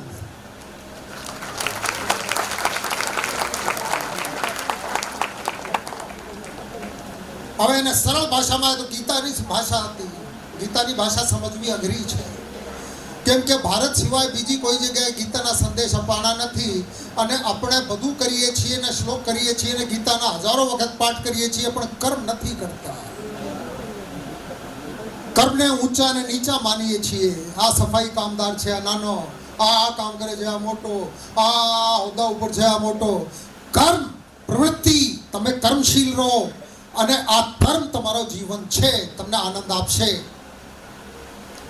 કર્મ કર્યા વગર તાલમુદ, જુડાઇઝમ એટલે જૂ લોકોની એક પુસ્તક છે જેમાં એથિક્સની, લોની, ધર્મની બધી વાતો છે. આમાં કીધું છે કે પરમાત્મા, પ્રકૃતિ આ તમારો અંકલ નથી, તમારા કાકા નથી. God is not nice. અને અંતે આ કહે છે કે આ જીવન એવું છે કે બ્લેન્ક કેનવાસ છે. તમારા હાથમાં રંગ છે, તમારા હાથમાં કૂંચી છે, બધું છે. તમે દોરો, તમારા જીવન કેવા બનાવવા ઈચ્છો છો. આ ટોટલ ફ્રીડમ તમને છે. આ ફ્રીડમથી માણસો બચતા હોય છે. પોતાના સુખ દુઃખ માટે આના લીધે આમ થઈ ગયું, આ બાપાના લીધે આમ થઈ ગયું, કાકાના લીધે આમ થઈ ગયું, બિઝનેસના કોમ્પિટિટરના લીધે આમ થઈ ગયું, મારા મિત્ર મને દગા દીધી એના વેળે આ થઈ ગયું. પોતાના જીવનની જવાબદારી લો. આજે જે માણસ સુખી છે, જે માણસ દુઃખી છે, પોતાના સુખ ને દુઃખની જવાબદારી પોતાની છે, બીજા કોઈની નથી. આ વસ્તુને સ્વીકારી લે, માણસ સુખી રહી શકે. નહીતર બહાના બનાવશે અને બહાનાઓમાંથી ક્યારેય તમને જીવનમાં આનંદ મળવાનો નથી. એક બીજી વાર્તા સાંભળવી છે. હું તમારામાંથી એક છું એટલા મને ખબર છે, એટલા માટે ફક્ત પૂછું છું. કહેવી તો મારે પણ છે, વાર્તા તો કહેવી જ છે. એક બહુ મોટા રાજા હતા, સમ્રાટ. સમ્રાટ બહુ અધ્યયનશીલ હતો, બહુ વિચારશીલ હતો. એને એમ થયું કે બધા લોકો સવારથી સાંજ સુધી ગડમથલમાં હોય છે અને સુખી દુઃખી આમ ને લધર પધર થઈને ફર્યા કરે, કોઈ આનંદમાં દેખાતા નથી. તો આપણે કહો કે માનવીએ આજ સુધી જે જ્ઞાન મેળવ્યું છે આ જ્ઞાન બધું મેળવો. અને રાજ્યમાં જેટલા ભણેલા ગણેલા લોકો હતા બધાને ભેગા કર્યા કે ભાઈ આ દુનિયાની તમામ વિઝડમ ભેગી કરો અને મારી પાસે લઈને આવો. આ પ્રજાના દુઃખ મારાથી જોવાતા નથી, મારે બધાને હેપી રાખવું છે. તો બધા મંત્રીઓ ને વિદ્વાનો ને બધા જેટલા પણ હતા આ બધા ભેગા થયા અને 1, 2, 3 વર્ષ સુધી ગયા, બાકી દુનિયામાં ફર્યા. જ્યાં જે જ્ઞાનવાનની વાત જાણવા મળી આ બધા લઈને આવ્યા સમ્રાટ પાસે. તો 12 ગ્રંથ હતા. હવે રાજાએ કીધું કે મને વાંચવા આપો. તો એક ચોપડી વાંચતા વાંચતા એક પેજ વાંચવામાં મને ઊંઘ આવી જાય છે. 12 ચોપડી તો કોઈ વાંચવાના નથી. તમે વિઝડમ ભેગી કરી લાયા હતા, આ બરોબર નથી. એને થોડા ટૂંકાવીને લાવો. તો બધા પછી ભેગા થયા અને રિસર્ચ કરીને બધાએ પછી એને સંક્ષિપ્તીકરણ કર્યું એનું અને પછી એક ગ્રંથ બનાવીને લાયા. હવે રાજાએ જોયું, પછી કીધું કે એક ગ્રંથ વાંચવાની ફુરસદ કોઈને નથી, એટલા ધૈર્ય નથી કોઈમાં, ટૂંકા કરો. ફરી કામે લગાડ્યા, બધાએ મહેનત કરી, ખૂબ મહેનત કરી અને પછી એક આખું પાનું ભરીને લાયા કે સાવે હવે આમાં બધા નિચોડ આવી ગયા છે, નીચવીને લઈ આવ્યા છે. રાજાએ વાત કરી કે પહેલી લાઈન વાંચીએ અને બીજી વાંચી, હવે ત્રીજી સુધી પહોંચીએ તો પહેલી લાઈન ભૂલાઈ જાય છે, આમાં મજા નથી. તમે એક કામ કરો, એક જ લીટીમાં લઈ આવો આખી વિઝડમ. હવે રાજાના હુકમ હતા અને લોકો બધા લાયક હતા, વિદ્વાનો હતા. આ બધા અંતે રાજાને કીધું, રાજા એક લીટીમાં બહુ મહેનત, વર્ષોની મહેનત છે, એક લીટી લઈ આવ્યા. બોલા કે હા હવે મને મજા પડશે, હવે બોલો આ લીટી શું કહે છે? કે સાહેબ આ છે. હવે લીટીમાં લખ્યું હતું કે જીવનમાં મફત કાંઈ મળતું નથી. આનાથી મોટી કોઈ જીવનમાં વિઝડમ નથી. પોતે કર્મ કરશો, પોતે મહાભગીરથ પ્રયાસ કરશો, જેટલા કામ કરશો એટલા જીવન તમારા આનંદમાં રહેશે. નંબર 1. નંબર 2, જ્યાં સુધી પ્રવૃત્તિશીલ રહેશો ત્યાં સુધી તમે જીવિત છો. કોઈ માણસ 18 વર્ષની ઉંમરમાં આખા દિવસ સોફા ઉપર બેસીને કોચ પોટાટો થઈ જાય છે, આ મરી ગયા, આ ઘરડો થઈ ગયો. અને કેટલાક લોકો જેમ પંકજભાઈ છે, જે મને અરવિંદ વકીલ સાહેબ દેખાય છે, બાજુમાં અશોકભાઈ દેખાય છે, આ બધા લોકો આઝાદભાઈ છે અને બાકીના ના કનુભાઈ દેખાય છે, આ તમે બધા દેખાવ છો. જેટલા પ્રવૃત્તિશીલ છો એટલા તમે યુવાન છો. જે માણસ જેટલા પ્રવૃત્તિશીલ છે, જેટલા કર્મશીલ છે, એટલા યુવાન છે, એટલા આનંદમાં રહી શકે. કેમ કે આ કોરી ચોપડી પરમાત્માએ તમને આપી દીધી છે કે તમારા જીવનની વાર્તા તમે લખો. આ તમારા હાથમાં છે. જે કાંઈ લખશો આ તમારા જીવન બનશે. ટોટલ જવાબદારી તમારી છે. આ જવાબદારીમાંથી જે માણસ બચે છે, સેફ નીકળવાના પ્રયાસ કરે છે, આમ જેમ જેમ ટ્રાફિકમાંથી લોકો કન્ની કાઢી નીકળે ને, જવાબદારીમાંથી બચીને જે માણસ નીકળવાના પ્રયાસ કરશે, આ કોઈ જગ્યાએ એને કાંઈ મળવાનું નથી. તો અંતે વિઝડમ એક જ છે કે જીવનમાં મફત કાંઈ મળવાનું નથી. મફત નથી મળવાનું તો મહેનત કરો, ભગીરથ પ્રયત્ન કરો અને આમાંથી આનંદ મળશે, આમાંથી યુવાની મળશે. આ ઉંમરની સાથે યુવાનીના કાંઈ લેવા દેવા નથી. અત્યારે એક વાત તમને બીજી કહું, હા મારે આમ પણ કહેવી જ છે.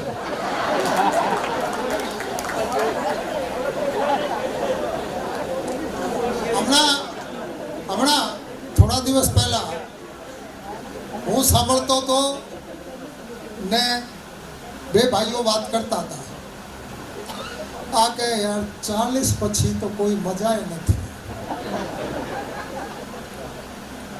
30-32 હતું, આહા ગમે ત્યારે ગમે ત્યાં જઈએ.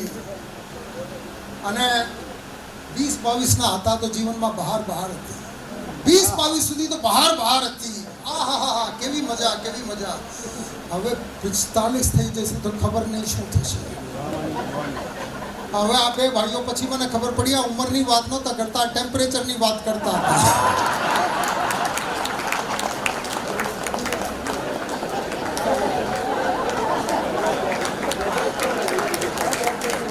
જે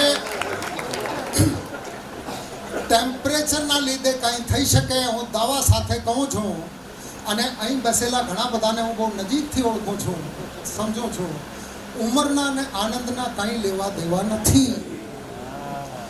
એટલા આનંદમાં જેટલામાં તમે રહી શકો. હવે છોકરાઓને તો શું ખબર, છોકરાને કંઈ ખબર નથી. માર્ક ટ્વેન એક મહાન લેખક, અમેરિકાના મારા ગમતા લેખક માર્ક ટ્વેને એક વાત કીધી હતી. પંકજભાઈ, માર્ક ટ્વેન કહેતા હતા કે આ યુવાની જે છે ને, આહા બહુ મજાની વસ્તુ છે, પરંતુ આ ભગવાન ખબર નહીં કેમ આ યુવાનો ઉપર વેડફી નાખે છે. આ યુવાનીને life would have been 1,000 times happier had man been born at 80 and gradually approached 80. કે જીવન 1000 ગણા વધારે આનંદદાયક બન્યું હોત જે માણસ જન્મે 80 વર્ષના અને પછી ધીમે ધીમે ધીમે 18 સુધી જાય. તો વકીલ સાહેબ, હજુ તો જન્મ થયો છે, 18 સુધી જવાના પ્રયાસ કરો, જેમ જેમ પંકજભાઈ જાય છે. આવો પંકજભાઈ.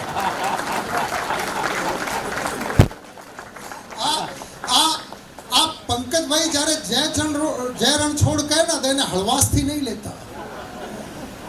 પંકજભાઈના કહેવાનો અર્થ છે કે જીવનમાં તકલીફો ઘણી છે અને બધી તકલીફ સાથે કાંઈ માથા ભટકાવવાની આપણી ફરજ નથી.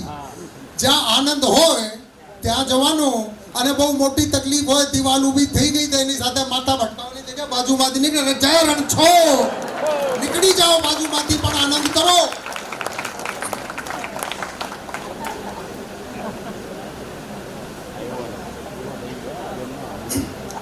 અને પછી બધા માણસો સરખા હોતા નથી. આ હોલમાં કોઈ બે માણસો એક સરખા નથી.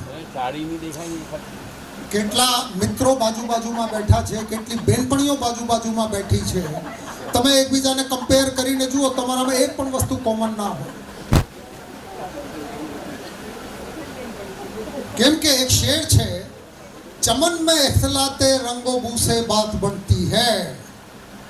चमन में इख्तलाते रंगो बू से बात बढ़ती है. इख्तलाते એટલે જુદા જુદા પ્રકારના રંગ, બુ એટલે ખુશ્બુ, જુદા જુદાના રંગ ને ખુશ્બુ હોય ને તો ચમનમાં કાંઈ વાત બને છે. चमन में इख्तलाते रंगो बू से बात बनती है. हम ही हम हैं तो क्या हम हैं, तुम ही तुम हो तो क्या तुम हो. બધા તમારા જેવા હોય તોય મજા ના આવે, બધા મારા જેવા હોય તોય મજા ના આવે. જેટલા 651 છો બધા જુદા જુદા છો, એટલા માટે ચમનમાં મોજ છે. અને આ સંખ્યા વધારતા જાઓ, જેટલી સંખ્યા વધશે, જેટલા જુદા જુદા પ્રકારના હશે, એટલી મજા આવશે, એટલી મજા આવશે. અને આમાં આપણા સમાજમાં બીજી એક ભ્રાંતિ છે, બીજી એક ભ્રાંતિ છે. અમારા પરિવારમાં નિકટ સંબંધીઓમાં એક દીકરાના લગ્નની વાત ચાલતી હતી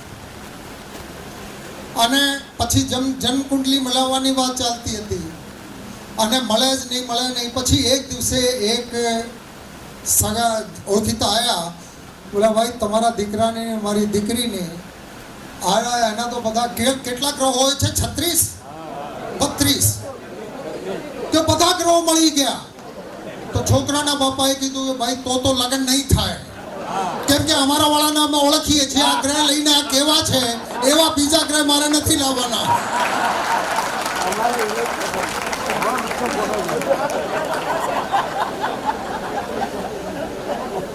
જો તમે પણ ગયા છો, હું પણ સ્કૂલ કોલેજમાં ગયો છું, યુનિવર્સિટીમાં ગયો છું, અને જમાના ક્યારે બદલતા નથી. કોલેજ તો એવા જ હોય છે, જેવા રાજ કપૂરના દિલીપ કુમારના જમાનામાં હતા એવા રણવીર કપૂરના રણવીરસિંહના જમાનામાં છે. આ દિલ જેવી રીતે ત્યારે ધડકતા હતા એવા આજે પણ ધડકે છે.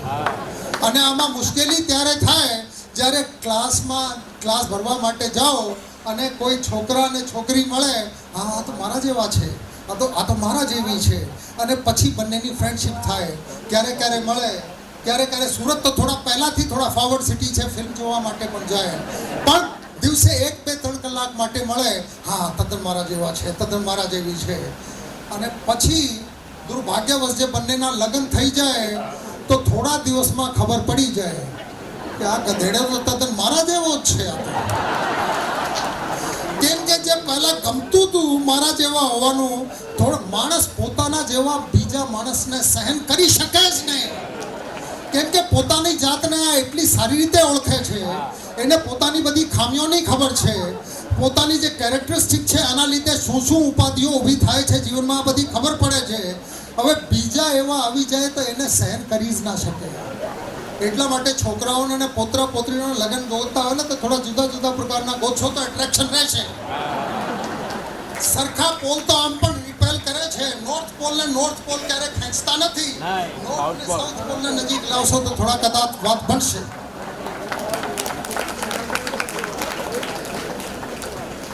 અને આ વ્યક્તિગત રૂપ ઉપર વાત લાગુ પડતી નથી. તમને બધાને ખબર છે, સેકન્ડ વર્લ્ડ વોર પછી દુનિયા આખી 2 ભાગમાં બંધાઈ ગઈ. એક અમેરિકા અને યુરોપના group, market economy, capitalist countries, democratic countries, અને બીજી બાજુ સોવિયત યુનિયન ને કમ્યુનિસ્ટ બ્લોકના દેશો. અને દુશ્મની થઈ ગઈ 1960માં ક્યુબા મિસાઇલના પ્રકરણ તમારામાંથી ઘણા બધાને યાદ હશે. ક્યુબામાં રશિયાએ મિસાઇલો ગોઠવી દીધી ને દુનિયા આખી વિશ્વ યુદ્ધના હારે ફરીથી આવી ગઈ હતી. અને પછી કોલ્ડ વોરના યુગ એને કહેવાય. 60 ને 70ના દાયકા, અને 60-70ના દાયકામાં પછી લોકોએ પોતાની રીતે બેકરૂમ ડિપ્લોમસી શરૂ કરી. અને અમેરિકામાં એક શિક્ષક હતા જે રિલેશનશિપ્સ અને લવના એક્સપર્ટ હતા. પ્રેમ સ્નેહ કેવી રીતે વધે, સંબંધો સરસ કેવી રીતે જળવાય સમાજમાં, એના નામ હતા ડેવિડ સ્ટેન. ડેવિડ સ્ટેન પોતાના જેવા બીજા 29 એટલે 30 જણા, જેમ ભીખુભાઈ હમણાં 30 જણાને લઈને સ્કેન્ડિનેવિયા લઈ જવાના છે ને, હમણાં મને કહેતા હતા, એવી રીતે ડેવિડ સ્ટેન પોતાની સાથે કુલ 30 જણા રશિયામાં સામાન્ય માણસની જેમ ફરવા માટે ગયા. બંને દેશોની જબરદસ્ત દુશ્મની આજે જેટલી છે આનાથી વધારે દુશ્મની ત્યારે હતી. એકબીજાની શકલ જોવા માટે તૈયાર નહોતા. અને આ લોકો ગયા સામાન્ય માણસની જેમ આખા રશિયામાં ફરતા. ખાર્કોવ સિટીમાં ગયા અને 30 જણા એક પાર્ક બતાવ્યા. ભાઈ પાર્ક બહુ સરસ. પાર્કમાં ગયા. પાર્કમાં એક ભાઈ એકલા બેઠા હતા. એ રશિયનની બાજુમાં જઈને બેઠા. હવે એને રશિયન આવે નહીં. હવે અમે રશિયામાં નામ કેવા હોય, ટેવિન્સ્કી, ફેવિન્સ્કી, બેવિસ્કી, આ પ્રકારનું. તો એને કીધું અમેરિકનિન્સ્કી. જે રશિયન ભાઈ બેઠા હતા એને ધ્યાનથી જોયું. ડેવિસે એની બાજુ સ્માઇલ કરી અને જોયા એની આંખમાં પ્રેમ છે અને વાત આરામથી કરે છે. બાજુમાં તે બેઠા છે. આ સમજી તો ગયા છે અમેરિકન. અમેરિકનિન્સ્કી એના નામ કીધું. એને કીધું ગ્રેઝોવ વે મીર, કે ફ્રેન્ડશિપ અને પ્રેમ. હવે બંને એકબીજાની ભાષા નહોતા જાણતા, પણ અડધા કલાક સુધી ઈશારામાં અને જે બોલી શકતા હતા આનાથી વાતચીત કરી અને વાતચીત કરતાં કરતાં ગદગદ થઈ ગયા. ચારે બાજુ પ્રેમમાં તરબોળ થઈ ગયા. અને પછી એને વાત કરી કે ભાઈ મારી તો ટ્રેન છે. હવે ટ્રેન એટલું એને સામાવાળાને સમજાવ્યું, બીજું કંઈ સમજાયું નહીં. અને 30 જણા ભેગા થઈને જતા રહ્યા. અને ત્યાં ટ્રેનની રાહ જોતા હતા અને ટ્રેન આવવાની તૈયારીમાં હતી. એટલી વારમાં, થોડીક વારમાં પહેલાં રશિયન દોડતા દોડતા હાંફળા ડાફળા થઈને આવ્યા. અને જીવનમાં એની પાસે જે સૌથી કિંમતી વસ્તુ હતી, સ્ટાર ઓફ લેનિન, એના મેડલ હતા. આવીને ડેવિસ સ્ટેનના શર્ટમાં ચોંટાડી દીધું અને રડ્યા. બંને જણા રડ્યા. હવે આ પ્રેમ એની કોઈ ભાષા હોતી નથી, એના કોઈ કારણ હોતા નથી. તમે દિલ ખોલીને કોઈને મળો અને તમે દિલ ખોલશો તો સામાવાળાની ચાબી પોતે લાગી જશે. મારા કહેવાનો બીજા કોઈ અર્થ નથી. આજની તારીખમાં સવારથી સાંજ સુધી એક જ વસ્તુ સાંભળવા મળે છે, રશિયાએ અમેરિકાના ઉપર એટલા ટેરિફ નાખી દીધા અને ઇન્ડિયાએ આમ કર્યું ને આ દેશે આમ કર્યું, એને આમ કર્યું. અને યુક્રેનના પ્રેસિડેન્ટને બેસાડીને ટ્રમ્પ સાહેબ એવી રીતે ગાળો ભાંડતા હતા જેવી રીતે આપણે આજુબાજુના વિસ્તારમાં કોઈ બેસીને ગાળો કાઢતા હોય. આ તમે વિડીયો જોઈ હશે ને. આ કાંઈ બોલવાની ભાષા છે, આ કાંઈ રીત વાત છે. આના કરતાં હમણાં ગીતો તમે ગાતા હતા ને, બહુ સરસ ગીતો ગાતા હતા. જોત સે જોત જગાતે ચલો, પ્રેમ કી ગંગા બહાતે ચલો. આ દેશો ઉપર પણ લાગુ પડે છે ને આપણા બધાના ઉપર પણ લાગુ પડે. થોડુંક મોટું મન રાખો અને જે દિલમાં હોય એને કહેવાની ત્રેવડ પણ રાખો. કોઈ માણસ ગમતા હોય તો એને કહી દેવાનું કે ભાઈ તું તારી આ વાત મને ગમે છે, આ વસ્તુ સારી છે. હવે આમ બળજબરીથી કોઈને જઈને ચોંટવાનો નહીં કે તું મને ગમે છે. એટલી કાળજી રાખવાની, નહીં તારે ઊંધું પડી શકે. હું સામાન્ય માનવીય ભાવનાઓ અને સંવેદનાઓની વાત કરી રહ્યો છું. આ સંવેદનાઓ ક્યાં ને કેવી રીતે ખોવાઈ જાય છે એની કંઈ ખબર ના પડે. હું મારા જીવનની એક સાચી ઘટના તમને કહું. હું 12 કે 13 વર્ષનો હતો અને હરિયાણાના એક નાનકડા ગામમાં મારા જન્મ થયા, ઉછેર થયા ત્યાં રહેતા હતા. અમારી શેરીમાં અમારા એક મિત્ર હતા જે ક્યારે મિત્ર બન્યા આ મને યાદ નહોતું, કેમ કે એટલા હશે ત્યારથી આજુબાજુમાં રહેતા હતા. પાક્કા મિત્ર, એક જ ધોરણમાં. અને આમાં એક વખત 7મા ધોરણમાં હતા. પંકજભાઈ ક્રિકેટ રમતા હતા અમારા ગામના સ્કૂલમાં. હું વિકેટ કીપરના રોલમાં હતા. ભાઈ બેટિંગ કરતો તો મારી પાસે બોલ આવી અને બોલરની બાજુ ફેંક્યા. હવે ગ્લવની કાંઈ ટેવ તો હતી નહીં. ગ્લવમાંથી આ સીધા ડાયરેક્ટ બેટ્સમેનના માથામાં ભટકાણી આ મારી બોલ. હવે આ ચક્કર આવી ગયા અને પછી આમ મળીને જો તને જાણી જોઈ મારી છે. અરે મને આ ભલા માણસ, તું મારા મિત્ર છે, તને જાણી જોઈને મારું? ભલાના હું ઘણા દિવસથી જોઉં છું, તને કાંઈ ચીડ છે મારા ઉપર અને આજે તો મારી નાખવાની તૈયારી હતી. હવે એટલી વારમાં મારા મગજ છટકી ગયું. મેં એને 4 સંભળાવી દીધી અને ગુથ્થમ ગુથ્થા થઈ ગયા. અને આ ઘટના પછી 8મા ધોરણની વાત કહું છું, 11મા ધોરણ સુધી એ ગામમાં હતા. એકબીજાની બાજુ જોયું પણ નથી. જે નાનપણના મિત્ર પણ જોયું પણ નથી. એવી કોઈ ઘટના તમારામાંથી કોઈને યાદ ના હોય, હું માની જ ના શકું. આ બનતું હોય છે, દરેક માણસના જીવન બનતું હોય છે. પછી કોલેજમાં હું રોહતક કોલેજમાં ગયો યુનિવર્સિટીમાં અને ગયો પ્રોસ્થેટિક્સ ભણવા માટે મુંબઈથી આવ્યો. મેં મારી MBA કરી અને પછી વાતચીત ના થાય. ગામમાં તો આયા હોય, હું આવું અને આમ આ બાજુ દેખાઈ જાય તો બંને જણા આમ ગરદન ફેરવી લઈએ. એને ખબર પડી કે મેં MBA કરી લીધું ને એક કંપનીમાં માર્કેટિંગ ઓફિસર તરીકે કામ કરું છું. હું ગામડે શનિવાર રવિવારની રજા હતી, દિલ્હીથી ગયો, મને સામેથી દેખાયો. પછી મને કહે કે આજે આ બાજુ આને એક વાત કરવી છે. હવે હું થોડો અતડો થવાનો મેં પ્રયાસ કર્યો, પણ આમાં કાંઈ પ્રયાસ સફળ થતા નથી. એને આમ ખભા ઉપર હાથ મૂક્યા ને વાત પૂરી થઈ ગઈ. અને બાજુમાં લઈ ગયા મને, અને પછી કહે કે તે MBA કરી. હું મારા જીવનની સાચી વાર્તા તમને કહું છું, બહુ અગત્યની વાર્તા છે જીવનની. मैंने कहा हाँ मैं MBA करी. कहने तू मार्केटिंग ऑफिसर तरीके कोई कंपनी में जॉब करे छे? मैंने कहा हाँ करे छे. કે અંકલ તો તને નાનપણથી કહેતા હતા કે તારે UPSC ની પરીક્ષા આપવી છે. હવે આ નાનપણથી મારા મિત્ર હતા, એને પહેલાથી ખબર હતી. હા मैंने कहा વાત તો સાચી છે. બોલા હું તને કહું છું, અંકલ કહેતા હતા બરાબર કહેતા હતા, તું આમાં એક વખત અંદર ઉતરી જશે, નીકળાશે નહીં. આ છોડ, તું UPSC ની એક્ઝામની, IAS IPS ના એક્ઝામની તૈયારી કર. મેં એમની બાજુ જોયું અને જોયું તો આમાં વચ્ચેના 8 વર્ષના અંતરાલ ક્યાં હતા જ નહીં. આ વિકેટ કીપરની બોલ ભટકાઈ, આના પહેલાના મિત્ર મને દેખાણા અને એની વાત મારા મગજમાં ગઈ. બીજા દિવસથી મેં ચોપડીઓ ખરીદવાની શરૂઆત કરી અને પછી ભગવાનની દયાથી હું સફળ થયો. અને સફળ થયા પછી રિઝલ્ટ આવ્યા તો એને બતાવવા માટે ગયો. મને કહે સુનિલ યાર, પપ્પા મને કહેતા હતા પણ મારા મગજમાંથી એ વસ્તુ ઉતરી ગઈ હતી. અને પપ્પા બહુ બોલ કરે, ગુસ્સામાં આવીને કહેતા એટલી વાત ના સમજાય, પણ એને ખભા ઉપર હાથ મૂકીને જે વાત કીધી, આ અંદર ઉતરી ગઈ, સોસરતી અંદર ઉતરી ગઈ. અને એને કહેવા માટે જ્યારે ગયો તો આ હોસ્પિટલમાં હતો. હોસ્પિટલમાં એને હાર્ટ એટેક આવ્યા હતા, બહુ નાની ઉંમર હતી. અને બીજા 3 દિવસે આ ભાઈ એક્સપાયર કર્યો. હવે આ ફરીથી ફ્રેન્ડશિપ કાંઈ બહુ ચાલી નહીં, પ્રેમ ભાવ ફરીથી આવી ગયો. પણ આ પ્રેમ ભાવ હજુ હું મારા હાર્ટમાં ફીલ કરી શકું આના માટે કે એને ક્યાંથી સૂઝ્યું હશે કે 8 વર્ષથી વાતચીત નથી અને આ માણસ કોઈ જોબમાં ફસાઈ ગયા છે અને એના ડ્રીમ છે નાનપણના કે મારે IAS ને IPS બનવું છે. આ ખભા ઉપર હાથ મૂકીને આવીને કહી શકે, એવા કોઈ મિત્ર જીવનમાં હોય તો એમની ક્યારે અવગણના કરતા નહીં, નહીતર અફસોસ રહી જશે. અને કોઈ એવા મિત્ર હોય અને એના કોઈ સ્વપ્ન તમને દેખાતા હોય કે આ ખોવાઈ રહ્યો છે, બીજી બાજુ દિશામાં જઈ રહ્યો છે, એને યાદ અપાવી દેજો. આ આપલે જીવનમાં જ્યારે ચાલ્યા કરે નિખાલસ સ્નેહની, પ્રેમની, તો આમાં જ ખરો આનંદ આમાં છે.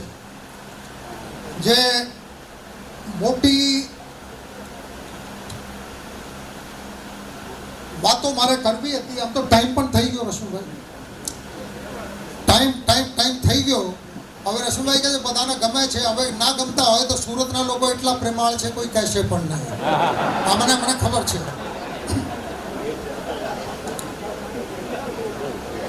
જે વાત હું કહેતો હતો, ક્યારે કોઈની સાથે બોલાચાલી થઈ જાય કોઈ મિત્રની સાથે, તો આના માટે એક શેર તમને સંભળાવી દઉં.